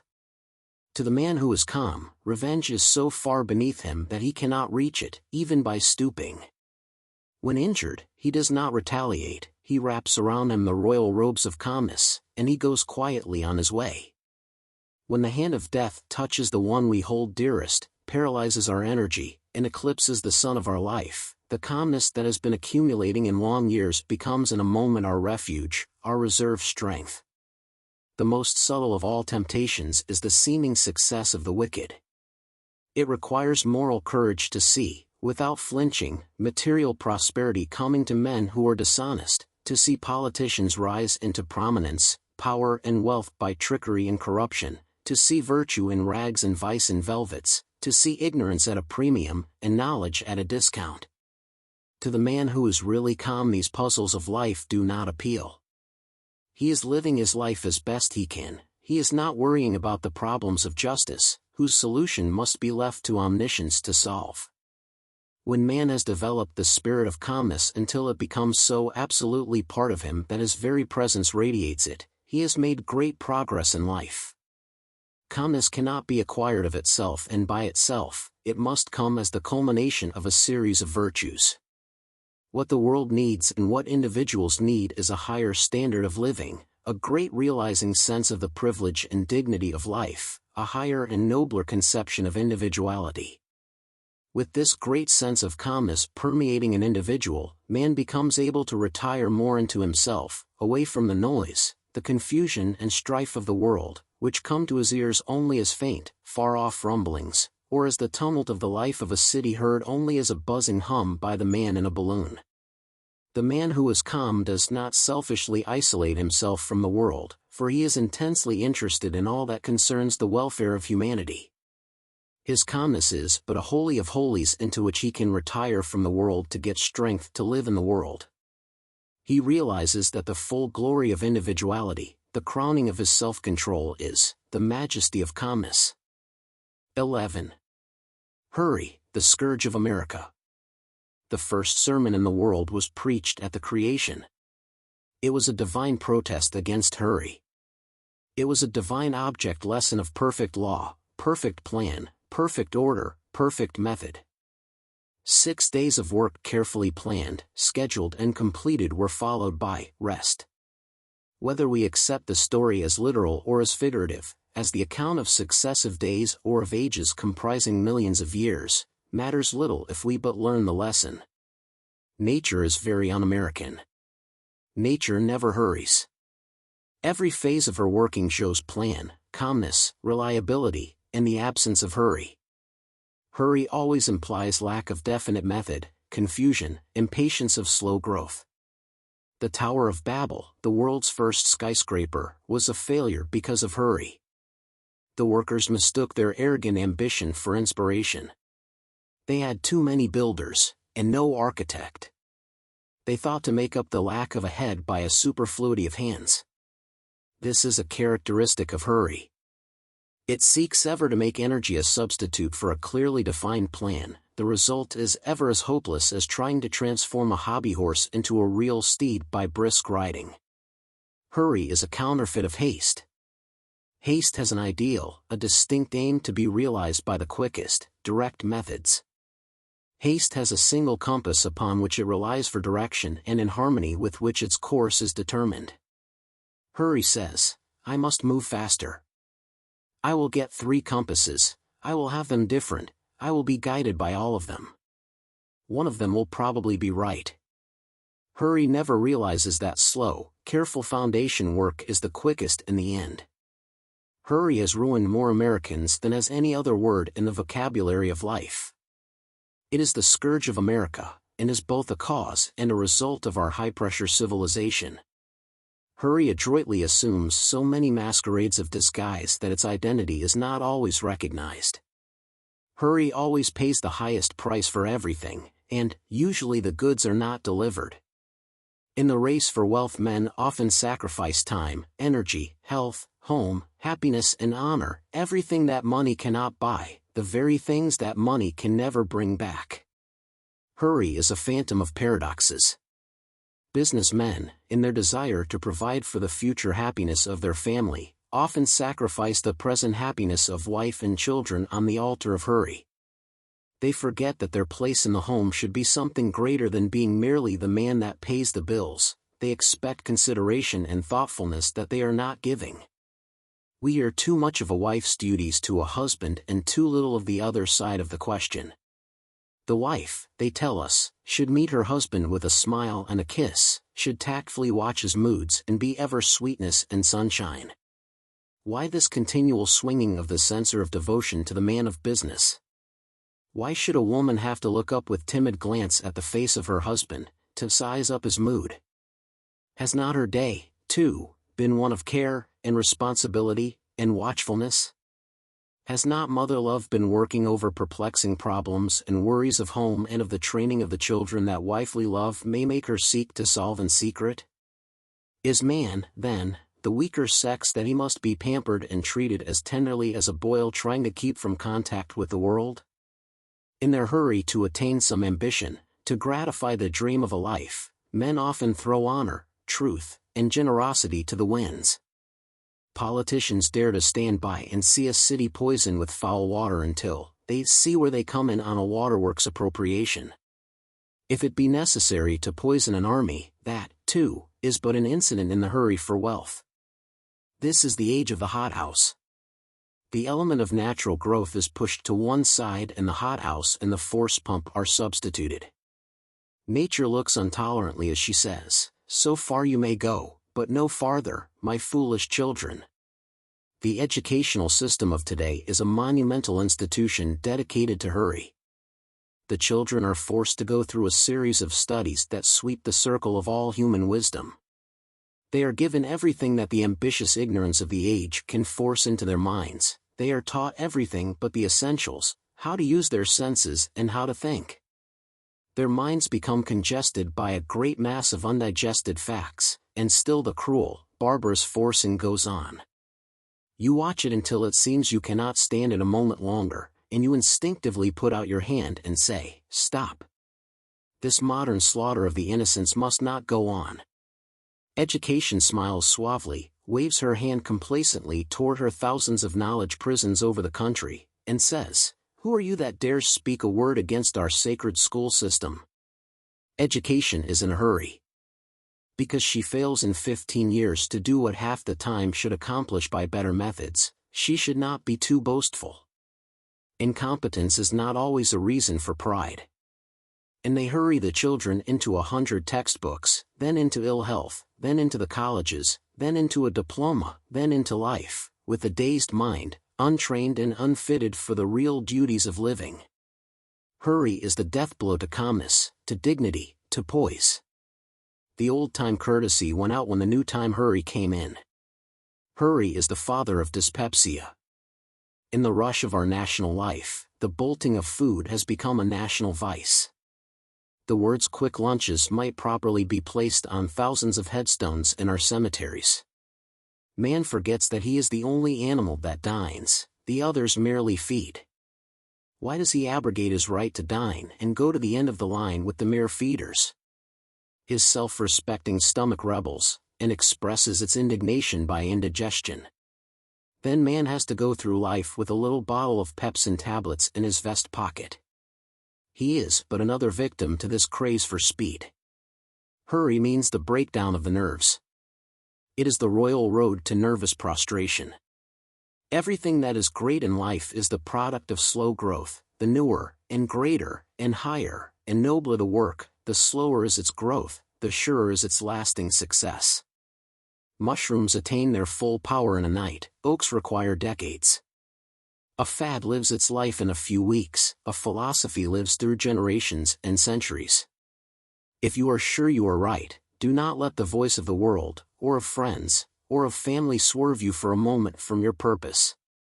Accept slow growth if it must be slow, and know the results must come, as you would accept the long, lonely hours of the night, with absolute assurance that the heavy-leaded moments must bring the morning. Let us as individuals banish the word hurry from our lives. Let us care for nothing so much that we would pay honor and self-respect as the price of hurrying it. Let us cultivate calmness, restfulness, poise, sweetness, doing our best, bearing all things as bravely as we can, living our life undisturbed by the prosperity of the wicked or the malice of the envious. Let us not be impatient, chafing at delay, fretting over failure, wearying over results, and weakening under opposition. Let us ever turn our face toward the future with confidence and trust, with the calmness of a life in harmony with itself, true to its ideals, and slowly and constantly progressing toward their realization.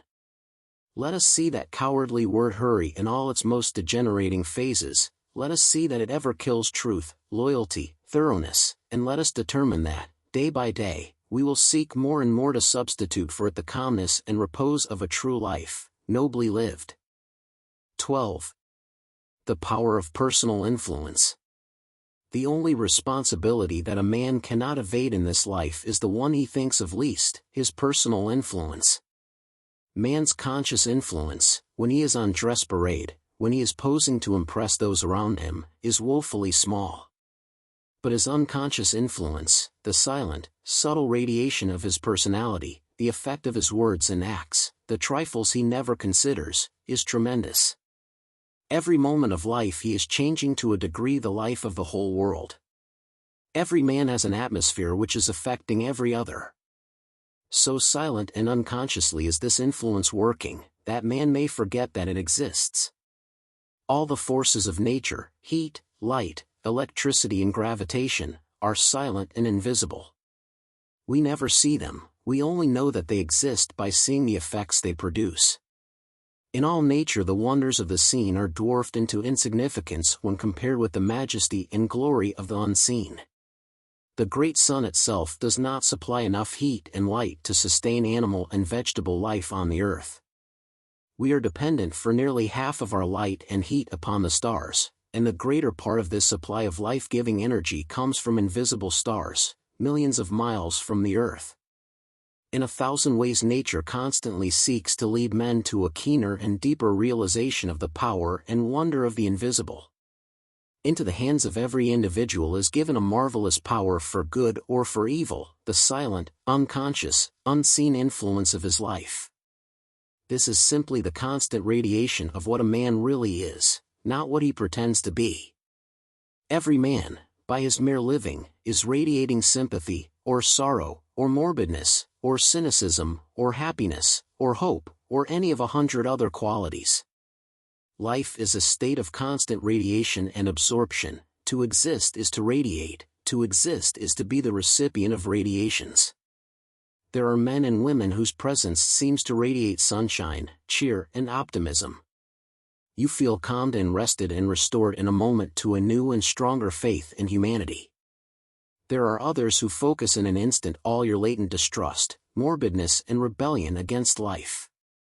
Without knowing why, you chafe and fret in their presence. You lose your bearings on life and its problems. Your moral compass is disturbed and unsatisfactory.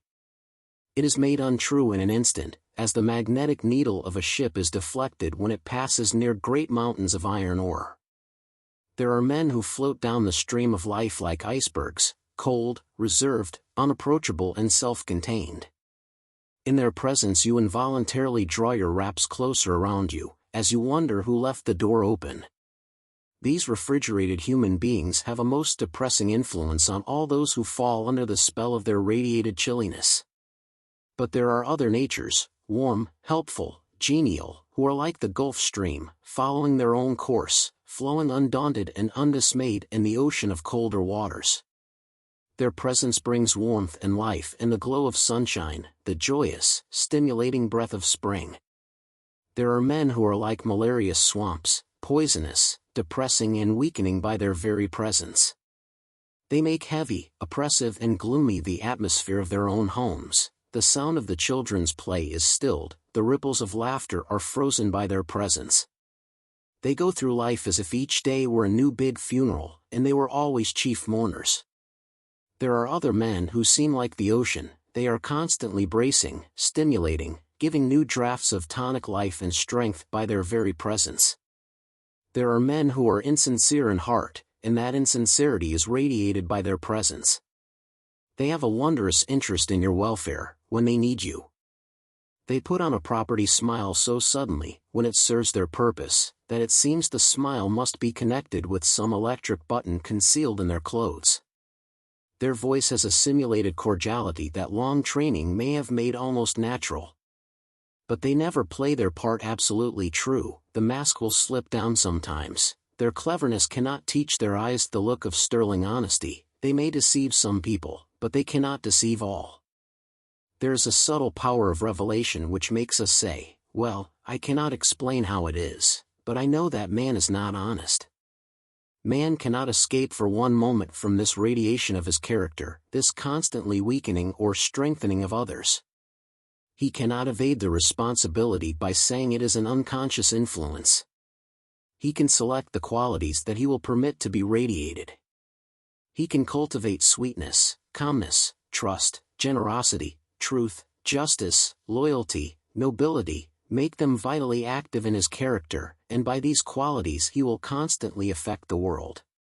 Discouragement often comes to honest souls trying to live the best they can, in the thought that they are doing so little good in the world. trifles unnoted by us may be links in the chain of some great purpose. In 1797, William Godwin wrote The Inquirer, a collection of revolutionary essays on morals and politics. This book influenced Thomas Malthus to write his essay on population, published in 1798.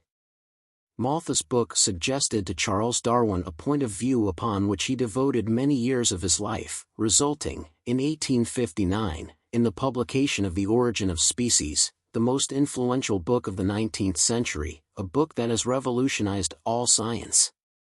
These were but 3 links of influence extending over 60 years. It might be possible to trace this genealogy of influence back from Godwin, through generation and generation, to the word or act of some shepherd in early Britain, watching his flock upon the hills, living his quiet life, and dying with the thought that he had done nothing to help the world. Men and women have duties to others, and duties to themselves. In justice to ourselves, we should refuse to live in an atmosphere that keeps us from living our best. If the fault be in us, we should master it.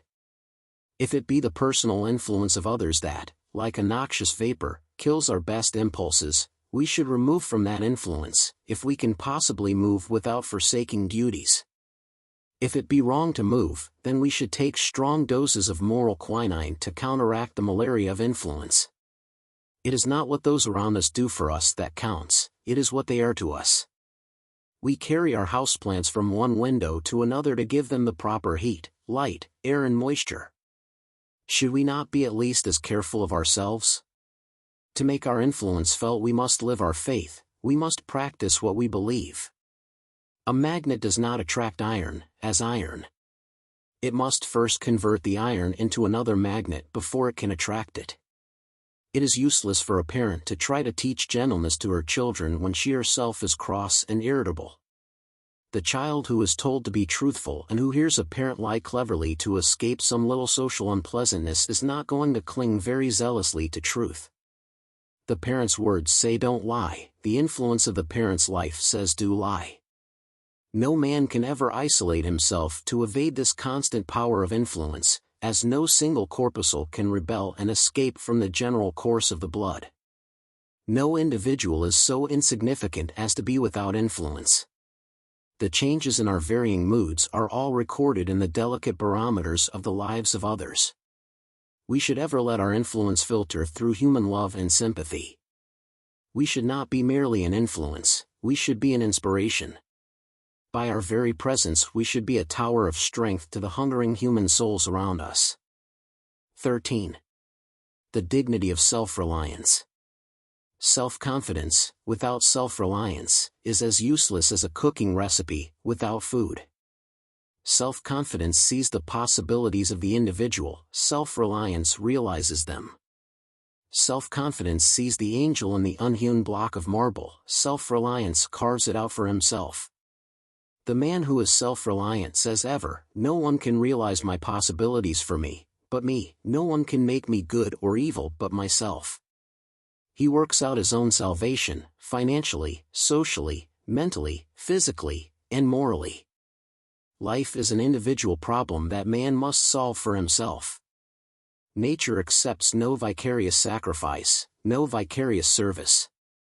Nature never recognizes a proxy vote. She has nothing to do with middlemen, she deals only with the individual. Nature is constantly seeking to show man that he is his own best friend, or his own worst enemy. Nature gives man the option on which he will be to himself. All the athletic exercises in the world are of no value to the individual unless he compel those bars and dumbbells to yield to him, in strength and muscle, the power for which he, himself, pays in time and effort. He can never develop his muscles by sending his valet to a gymnasium. The medicine chests of the world are powerless, in all the united efforts, to help the individual until he reach out and take for himself what is needed for his individual weakness. All the religions of the world are but speculations in morals, mere theories of salvation, until the individual realize that he must save himself by relying on the law of truth, as he sees it, and living his life in harmony with it, as fully as he can. But religion is not a Pullman car, with soft cushioned seats, where he has but to pay for his ticket, and someone else does all the rest. In religion, as in all other great things, he is ever thrown back on his self-reliance. He should accept all helps, but he must live his own life. He should not feel that he is a mere passenger, he is the engineer, and the train is his life. We must rely on ourselves, live our own lives, or we merely drift through existence, losing all that is best, all that is greatest, all that is divine. All that others can do for us is to give us opportunity. We must ever be prepared for the opportunity when it comes, and to go after it and find it when it does not come, or that opportunity is to us. Nothing life is but a succession of opportunities. They are for good or evil, as we make them. Many of the alchemists of old felt that they lacked but one element. If they could obtain that one, they believed they could transmute the baser metals into pure gold. It is so in character. There are individuals with rare mental gifts, and delicate spiritual discernment who fail utterly in life because they lack the one element, self-reliance. This would unite all their energies, and focus them into strength and power. The man who is not self-reliant is weak, hesitating and doubting in all he does. He fears to take a decisive step, because he dreads failure, because he is waiting for someone to advise him, or because he dare not act in accordance with his own best judgment. In his cowardice and his conceit he sees all his non-success due to others. He is not appreciated, not recognized, he is kept down. He feels that in some subtle way society is conspiring against him. He grows almost vain as he thinks that no one has had such poverty, such sorrow, such affliction, such failure as have come to him. The man who is self-reliant seeks ever to discover and conquer the weakness within him that keeps him from the attainment of what he holds dearest. He seeks within himself the power to battle against all outside influences. He realizes that all the greatest men in history, in every phase of human effort, have been those who have had to fight against the odds of sickness, suffering, sorrow. To him, defeat is no more than passing through a tunnel is to a traveler. He knows he must emerge again into the sunlight. The nation that is strongest is the one that is most self-reliant, the one that contains within its boundaries all that its people need. If, with its ports all blockaded, it has not within itself the necessities of life and the elements of its continual progress, then it is weak, held by the enemy, and it is but a question of time till it must surrender. Its independence is in proportion to its self-reliance, to its power to sustain itself from within. What is true of nations is true of individuals. The history of nations is but the biography of individuals magnified, intensified, multiplied, and projected on the screen of the past. History is the biography of a nation, biography is the history of an individual. So it must be that the individual who is most strong in any trial, sorrow or need is he who can live from his inherent strength, who needs no scaffolding of commonplace sympathy to uphold him. He must ever be self-reliant. The wealth and prosperity of ancient Rome, relying on her slaves to do the real work of the nation, proved the nation's downfall. The constant dependence on the captives of war to do the thousand details of life for them, killed self-reliance in the nation and in the individual. Then, through weakened self-reliance and the increased opportunity for idle, luxurious ease that came with it, Rome, a nation of fighters, became a nation of men more effeminate than women. As we depend on others to do those things we should do ourselves, our self-reliance weakens and our powers and our control of them becomes continuously less. Man to be great must be self-reliant. Though he may not be so in all things, he must be self-reliant in the one in which he would be great.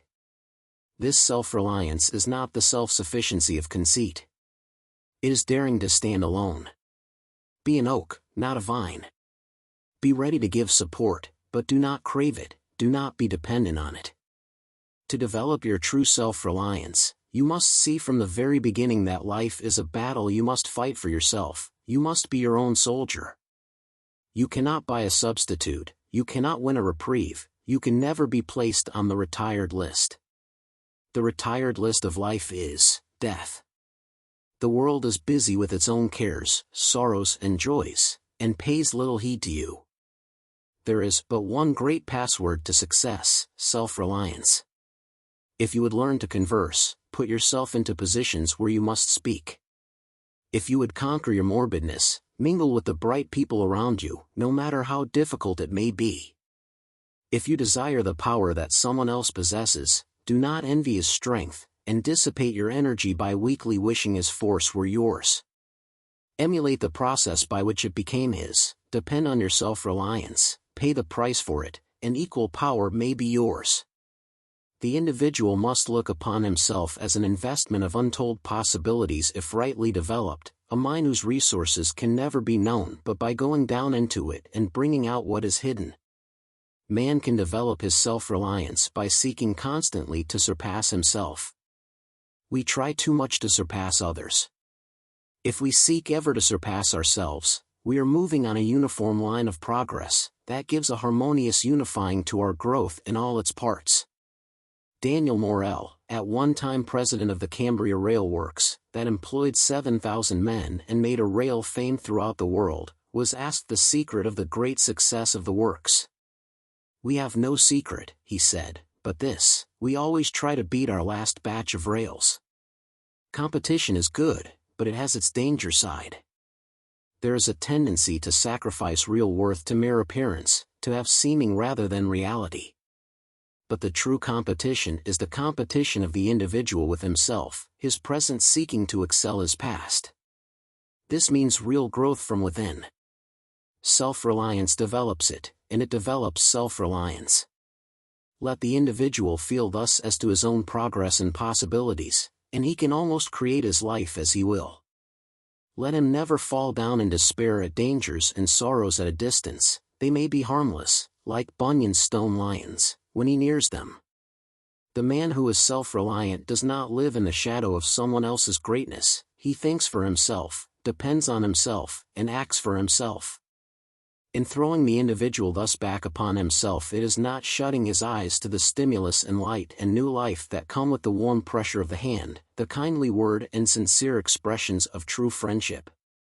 But true friendship is rare. Its great value is in a crisis, like a lifeboat.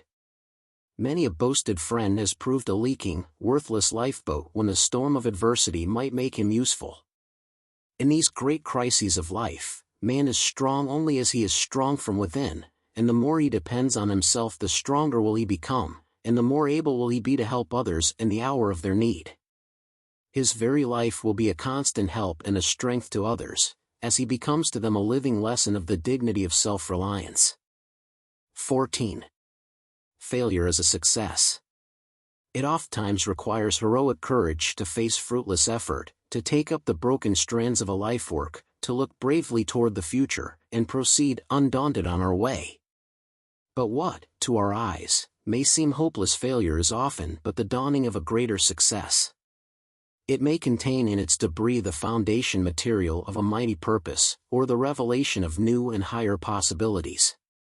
Some years ago, it was proposed to send logs from Canada to New York, by a new method. The ingenious plan of Mr. Joggins was to bind great logs together by cables and iron girders and to tow the cargo as a raft. When the novel craft neared New York and success seemed assured, a terrible storm arose. In the fury of the tempest, the iron bands snapped like icicles and the angry water scattered the logs far and wide.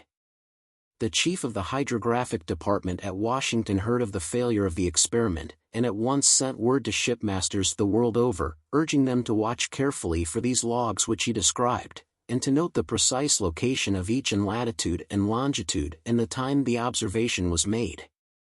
Hundreds of captains, sailing over the waters of the earth, noted the logs, in the Atlantic Ocean, in the Mediterranean, in the South Seas, for into all waters did these venturesome ones travel. Hundreds of reports were made, covering a period of weeks and months. These observations were then carefully collated, systematized and tabulated, and discoveries were made as to the course of ocean currents that otherwise would have been impossible. The loss of the Joggins raft was not a real failure, for it led to one of the great discoveries in modern marine geography and navigation. In our superior knowledge we are disposed to speak in a patronizing tone of the follies of the alchemists of old. but their failure to transmute the baser metals into gold resulted in the birth of chemistry. They did not succeed in what they attempted, but they brought into vogue the natural processes of sublimation, filtration, distillation, and crystallization. They invented the alembic, the retort, the sandbag, the water bath, and other valuable instruments. To them is due the discovery of antimony, sulfuric ether and phosphorus, the cupellation of gold and silver, the determining of the properties of saltpetre and its use in gunpowder, and the discovery of the distillation of essential oils. This was the success of failure, a wondrous process of nature for the highest growth, a mighty lesson of comfort, strength, and encouragement if man would only realize and accept it. Many of our failures sweep us to greater heights of success than we ever hoped for in our wildest dreams. Life is a successive unfolding of success from failure. In discovering America, Columbus failed absolutely. His ingenious reasoning and experiment led him to believe that by sailing westward he would reach India. Every red man in America carries in his name Indian, the perpetuation of the memory of the failure of Columbus. The Genoese navigator did not reach India. The cargo of souvenirs he took back to Spain to show to Ferdinand and Isabella as proofs of his success really attested his failure. But the discovery of America was a greater success than was any finding of a back door to India. When David Livingstone had supplemented his theological education by a medical course, he was ready to enter the missionary field. For over 3 years he had studied tirelessly, with all energies concentrated on one aim, to spread the gospel in China. The hour came when he was ready to start out with noble enthusiasm for his chosen work, to consecrate himself and his life to his unselfish ambition. Then word came from China that the Opium War would make it folly to attempt to enter the country. Disappointment and failure did not long daunt him. He offered himself as missionary to Africa, and he was accepted. His glorious failure to reach China opened a whole continent to light and truth. His study proved an ideal preparation for his labors as physician, explorer, teacher and evangel in the wilds of Africa. Business reverses and the failure of his partner threw upon the broad shoulders and the still broader honor and honesty of Sir Walter Scott a burden of responsibility that forced him to write. The failure spurred him to almost superhuman effort. The masterpieces of Scotch historic fiction that have thrilled, entertained and uplifted millions of his fellow men are a glorious monument on the field of a seeming failure. When Millet, the painter of the Angelus, worked on his almost divine canvas, in which the very air seems pulsing with the regenerating essence of spiritual reverence, he was painting against time, he was antidoting sorrow, he was racing against death.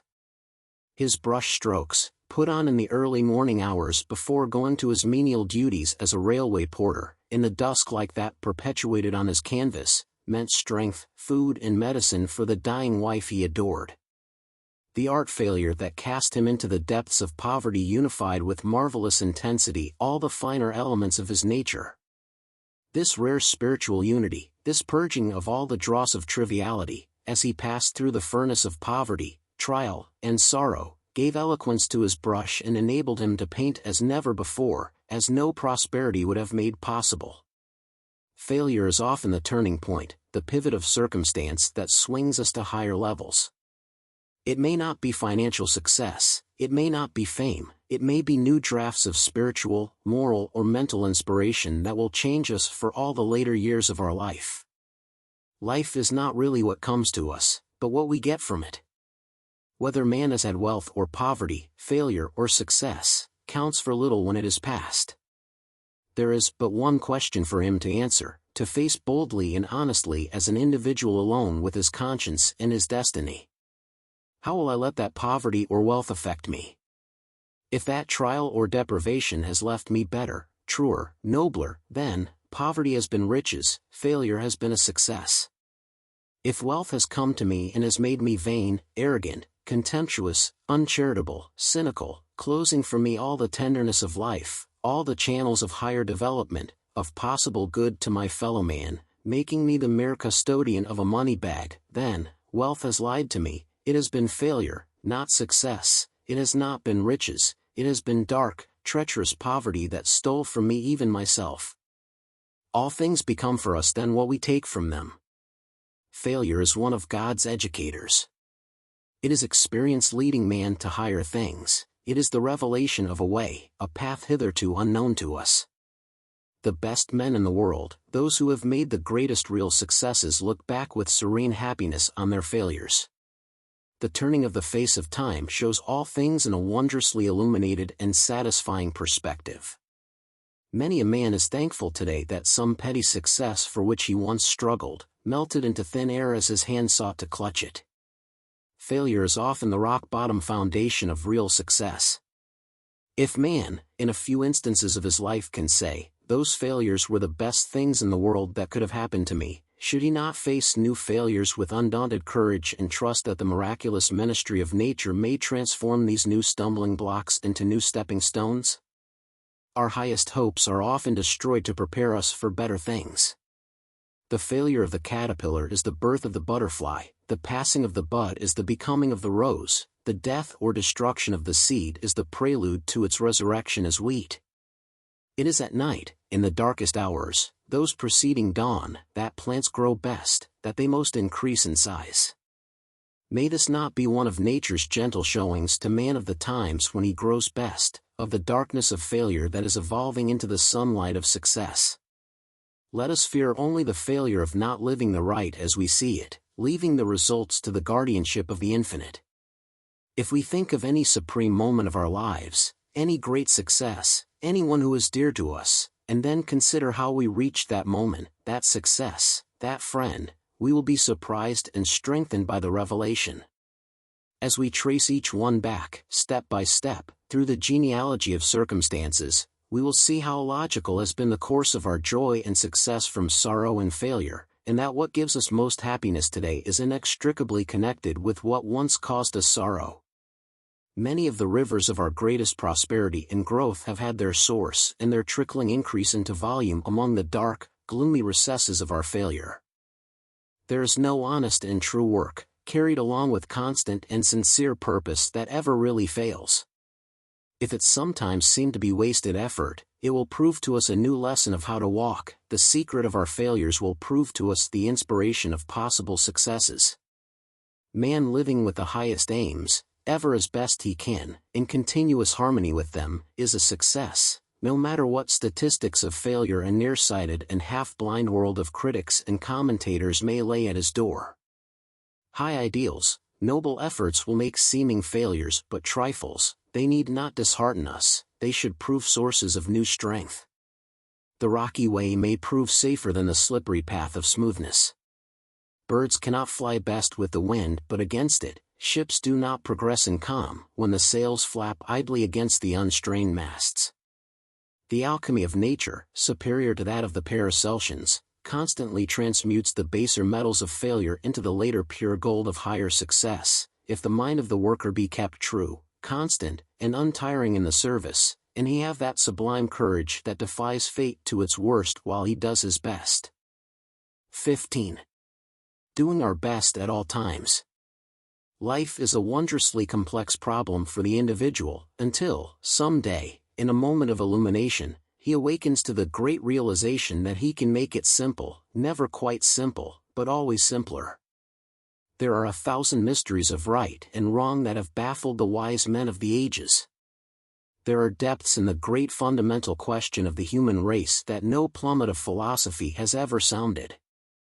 There are wild cries of honest hunger for truth that seek to pierce the silence beyond the grave, but to them ever echo back only a repetition of their unanswered cries. To us all comes, at times, the great note of questioning despair that darkens our horizon and paralyzes our effort.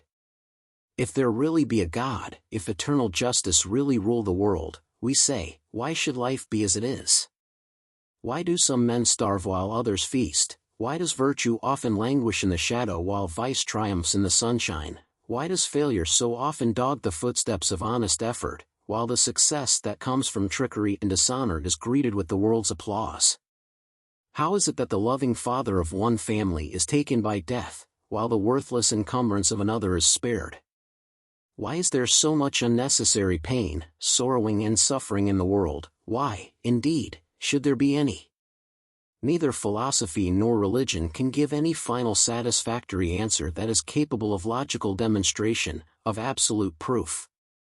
There is ever, even after the best explanations, a residuum of the unexplained. We must then fall back in the eternal arms of faith, and be wise enough to say, I will not be disconcerted by these problems of life, I will not permit them to plunge me into doubt, and to cloud my life with vagueness and uncertainty. Man arrogates much to himself when he demands from the infinite the full solution of all his mysteries. I will found my life on the impregnable rock of a simple fundamental truth. This glorious creation with its millions of wondrous phenomena pulsing ever in harmony with eternal law must have a creator. That creator must be omniscient and omnipotent. But that creator himself cannot, in justice, demand of any creature more than the best that that individual can give. I will do each day, in every moment, the best I can by the light I have. I will ever seek more light, more perfect illumination of truth, and ever live as best I can in harmony with the truth as I see it.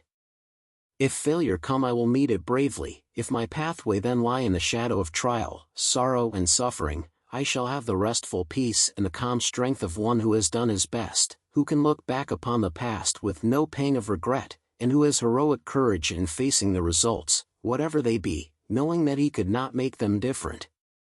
Upon this life plan, this foundation, man may erect any superstructure of religion or philosophy that he conscientiously can erect. He should add to his equipment for living every shred of strength and inspiration, moral, mental, or spiritual, that is in his power to secure. This simple working faith, as opposed to no creed, is a substitute for none. It is but a primary belief, a citadel, a refuge where the individual can retire for strength when the battle of life grows hard. A mere theory of life, that remains but a theory, is about as useful to a man as a gilt-edged menu is to a starving sailor on a raft in mid-ocean. It is irritating but not stimulating. No rule for higher living will help a man in the slightest, until he reach out and appropriate it for himself, until he make it practical in his daily life, until that seed of theory in his mind blossom into 1,000 flowers of thought and word and act. If a man honestly seek to live his best at all times, that determination is visible in every moment of his living, and no trifle in his life can be too insignificant to reflect his principle of living. The sun illuminates and beautifies a fallen leaf by the roadside as impartially as a towering mountain peak in the Alps.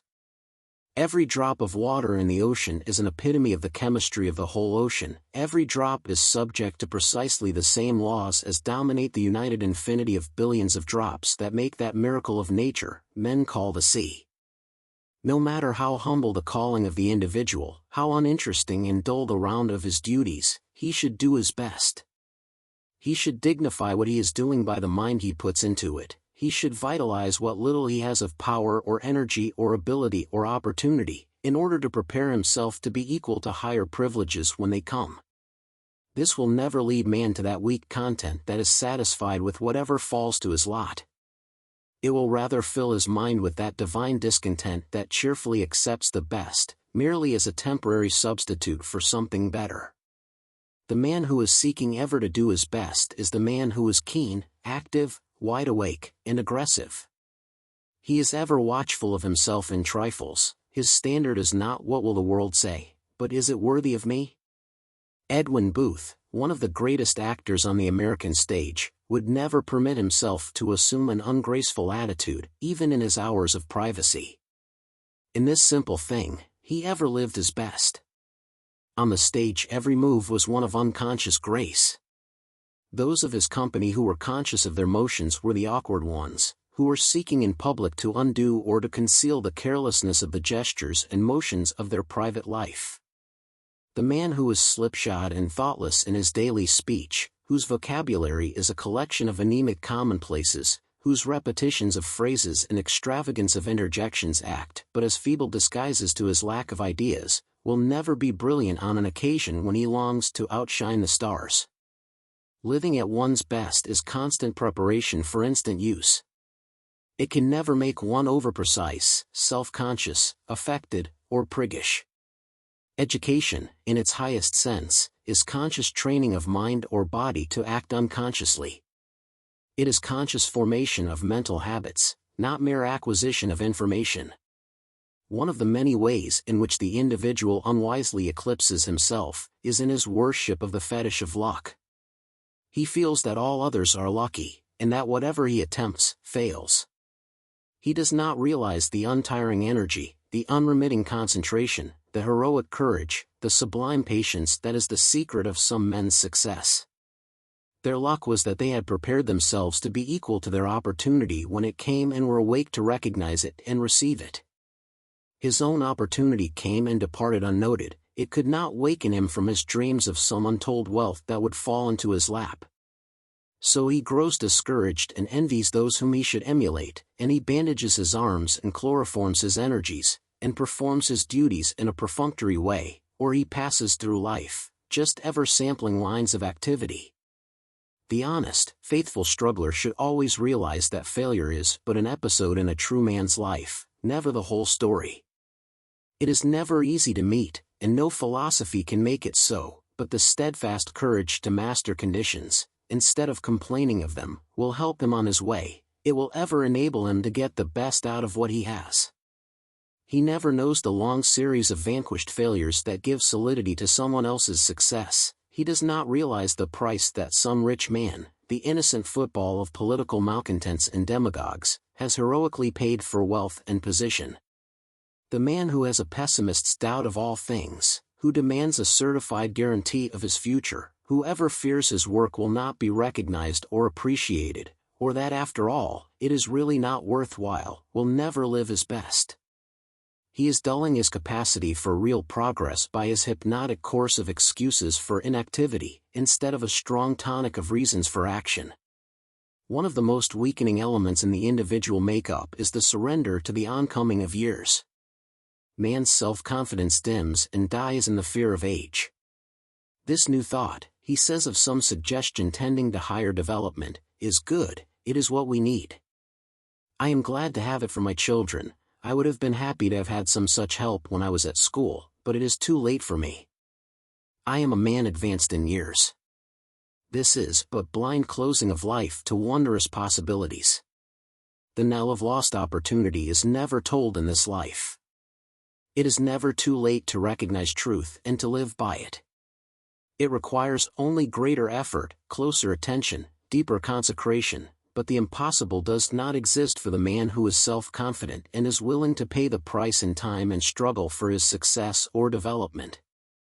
Later in life, the assessments are heavier in progress, as in life insurance, but that matters not to that mighty self-confidence that will not grow old while knowledge can keep it young. Socrates, when his hair whitened with the snow of age, learned to play on instruments of music. Cato, at 80, began his study of Greek, and the same age saw Plutarch beginning, with the enthusiasm of a boy, his first lessons in Latin. The Character of Man, Theophrastus' greatest work, was begun on his 90th birthday. Chaucer's Canterbury Tales was the work of the poet's declining years. Ronsard, the father of French poetry, whose sonnets even translation cannot destroy, did not develop his poetic faculty until nearly 50. Benjamin Franklin at this age had just taken his really first steps of importance in philosophic pursuits. Arnauld, the theologian and sage, translated Josephus in his 80th year. Winckelmann, one of the most famous writers on classic antiquities, was the son of a shoemaker, and lived in obscurity and ignorance until the prime of life. Hobbes, the English philosopher, published his version of the Odyssey in his 87th year, and his Iliad 1 year later. Chevreul, the great French scientist, whose untiring labors in the realm of color have so enriched the world, was busy, keen and active when death called him, at the age of 103. These men did not fear age. These few names from the great muster roll of the famous ones who defied the years, should be voices of hope and heartening to every individual whose courage and confidence is weak. The path of truth, higher living, truer development in every phase of life, is never shut from the individual until he closes it himself. Let man feel this, believe it and make this faith a real and living factor in his life, and there are no limits to his progress. He has but to live his best at all times, and rest calm and untroubled no matter what results come to his efforts. The constant looking backward to what might have been, instead of forward to what may be, is a great weakener of self-confidence. This worry for the old past, this wasted energy, for that which no power in the world can restore, ever lessens the individual's faith in himself, weakens his efforts to develop himself for the future to the perfection of his possibilities. Nature in her beautiful love and tenderness, says to man, weakened and worn and weary with the struggle, do in the best way you can the trifle that is under your hand at this moment, do it in the best spirit of preparation for the future your thought suggests, bring all the light of knowledge from all the past to aid you. Do this and you have done your best. The past is forever closed to you. It is closed forever to you. No worry, no struggle, no suffering, no agony of despair can alter it. It is as much beyond your power as if it were 1,000,000 years of eternity behind you. Turn all that past, with its sad hours, weakness and sin, its wasted opportunities as light, in confidence and hope, upon the future. Turn it all in fuller truth and light so as to make each trifle of this present a new past it will be joy to look back to, each trifle a grander, nobler, and more perfect preparation for the future. The present and the future you can make from it, is yours. The past has gone back, with all its messages, all its history, all its records to the God who loaned you the golden moments to use in obedience to his law.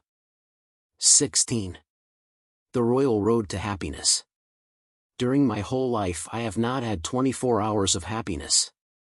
So said Prince Bismarck, one of the greatest statesmen of the 19th century.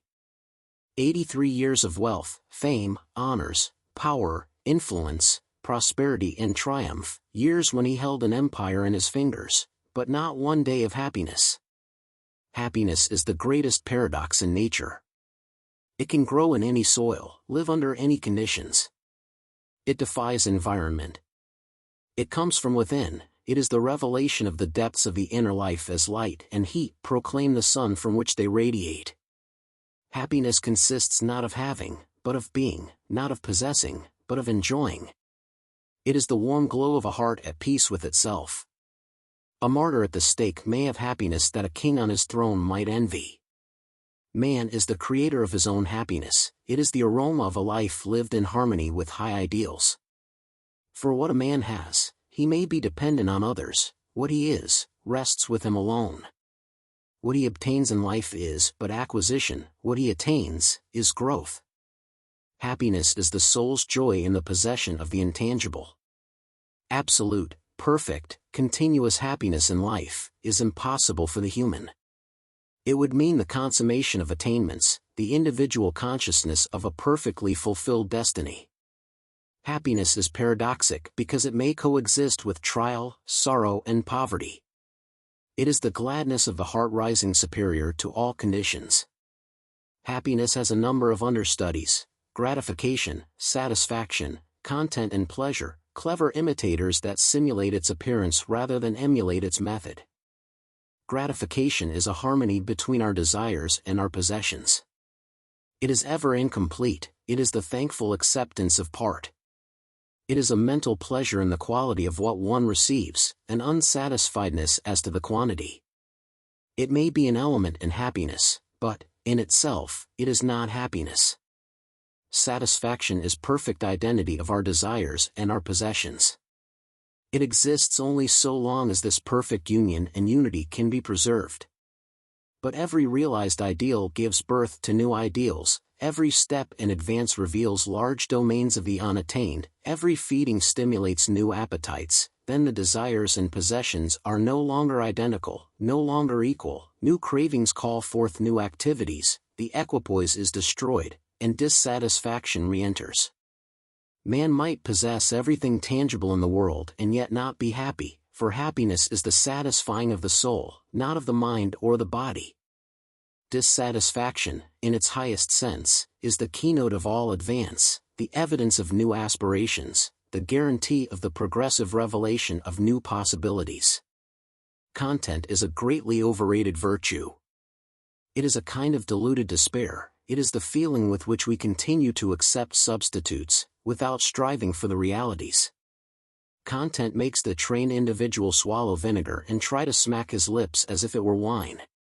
Content enables one to warm his hands at the fire of a past joy that exists only in memory.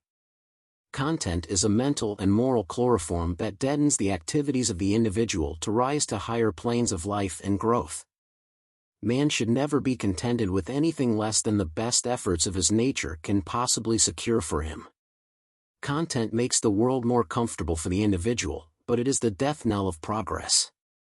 Man should be content with each step of progress merely as a station, discontented with it as a destination, contented with it as a step, discontented with it as a finality. There are times when a man should be content with what he has, but never with what he is. But content is not happiness, neither is pleasure. Pleasure is temporary, happiness is continuous, pleasure is a note, happiness is a symphony, pleasure may exist when conscience utters protests, happiness, never.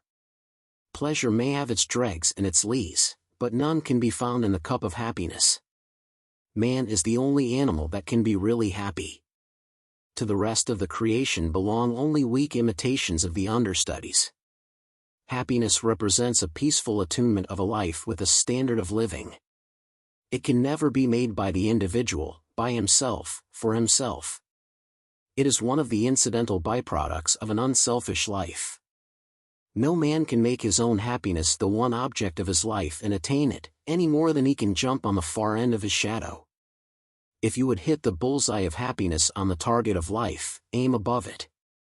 Place other things higher than your own happiness and it will surely come to you. You can buy pleasure, you can acquire content, you can become satisfied, but nature never put real happiness on the bargain counter. It is the undetachable accompaniment of true living. It is calm and peaceful, it never lives in an atmosphere of worry or of hopeless struggle.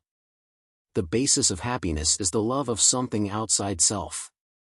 Search every instance of happiness in the world, and you will find, when all the incidental features are eliminated, there is always the constant, unchangeable element of love, love of parent for child, love of man and woman for each other, love of humanity in some form, or a great life work into which the individual throws all his energies. Happiness is the voice of optimism, of faith, of simple, steadfast love. No cynic or pessimist can be really happy. A cynic is a man who is morally nearsighted, and brags about it. He sees the evil in his own heart, and thinks he sees the world. He lets a mote in his eye eclipse the sun. An incurable cynic is an individual who should long for death, for life cannot bring him happiness, death might. The keynote of Bismarck's lack of happiness was his profound distrust of human nature. There is a royal road to happiness, it lies in consecration, concentration, conquest, and conscience. Consecration is dedicating the individual life to the service of others, to some noble mission, to realizing some unselfish ideal. Life is not something to be lived through, it is something to be lived up to. It is a privilege, not a penal servitude of so many decades on earth. Consecration places the object of life above the mere acquisition of money, as a finality. The man who is unselfish, kind, loving, tender, helpful, ready to lighten the burden of those around him, to hearten the struggling ones, to forget himself sometimes in remembering others, is on the right road to happiness. Consecration is ever active, bold and aggressive, fearing naught but possible disloyalty to high ideals. Concentration makes the individual life simpler and deeper. It cuts away the shams and pretenses of modern living and limits life to its truest essentials. Worry, fear, useless regret, all the great wastes that sap mental, moral or physical energy, must be sacrificed, or the individual needlessly destroys half the possibilities of living. A great purpose in life, something that unifies the strands and threads of each day's thinking, something that takes the sting from the petty trials, sorrows, sufferings and blunders of life, is a great aid to concentration. Soldiers in battle may forget their wounds, or even be unconscious of them, in the inspiration of battling for what they believe is right. Concentration dignifies an humble life, it makes a great life sublime. In morals it is a shortcut to simplicity. It leads to right for right's sake, without thought of policy or of reward. It brings calm and rest to the individual, a serenity that is but the sunlight of happiness. Conquest is the overcoming of an evil habit, the rising superior to opposition and attack, the spiritual exaltation that comes from resisting the invasion of the groveling material side of life. Sometimes when you are worn and weak with the struggle, when it seems that justice is a dream, that honesty and loyalty and truth count for nothing, that the devil is the only good paymaster, when hope grows dim and flickers, then is the time when you must tower in the great sublime faith that right must prevail. Then must you throttle these imps of doubt and despair, you must master yourself to master the world around you. This is conquest, this is what counts. Even a log can float with the current, it takes a man to fight sturdily against an opposing tide that would sweep his craft out of its course. When the jealousies, the petty intrigues and the meannesses and the misunderstandings in life assail you, rise above them. Be like a lighthouse that illumines and beautifies the snarling, swashing waves of the storm that threaten it, that seek to undermine it and seek to wash over it. This is conquest. When the chance to win fame, wealth, success, or the attainment of your heart's desire, by sacrifice of honor or principle, comes to you and it does not affect you long enough even to seem a temptation, you have been the victor. That too is conquest. And conquest is part of the royal road to happiness. Conscience, as the mentor, the guide and compass of every act, leads ever to happiness. When the individual can stay alone with his conscience and get its approval, without using force or specious logic, then he begins to know what real happiness is. But the individual must be careful that he is not appealing to a conscience perverted or deadened by the wrongdoing and consequent deafness of its owner. The man who is honestly seeking to live his life in consecration, concentration and conquest, living from day to day as best he can, by the light he has, may rely implicitly on his conscience.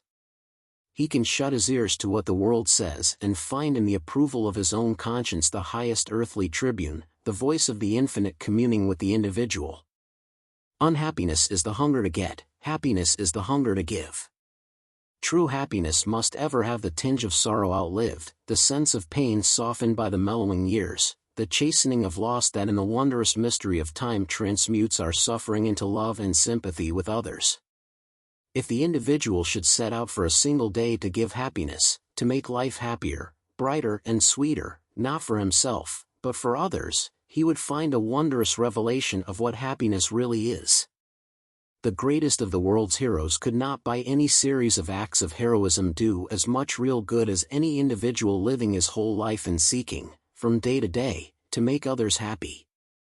Each day there should be fresh resolution, new strength, and renewed enthusiasm.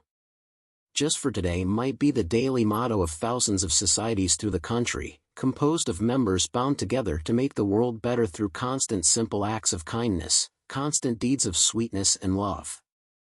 And happiness would come to them, in its highest and best form, not because they would seek to absorb it, but because they seek to radiate it.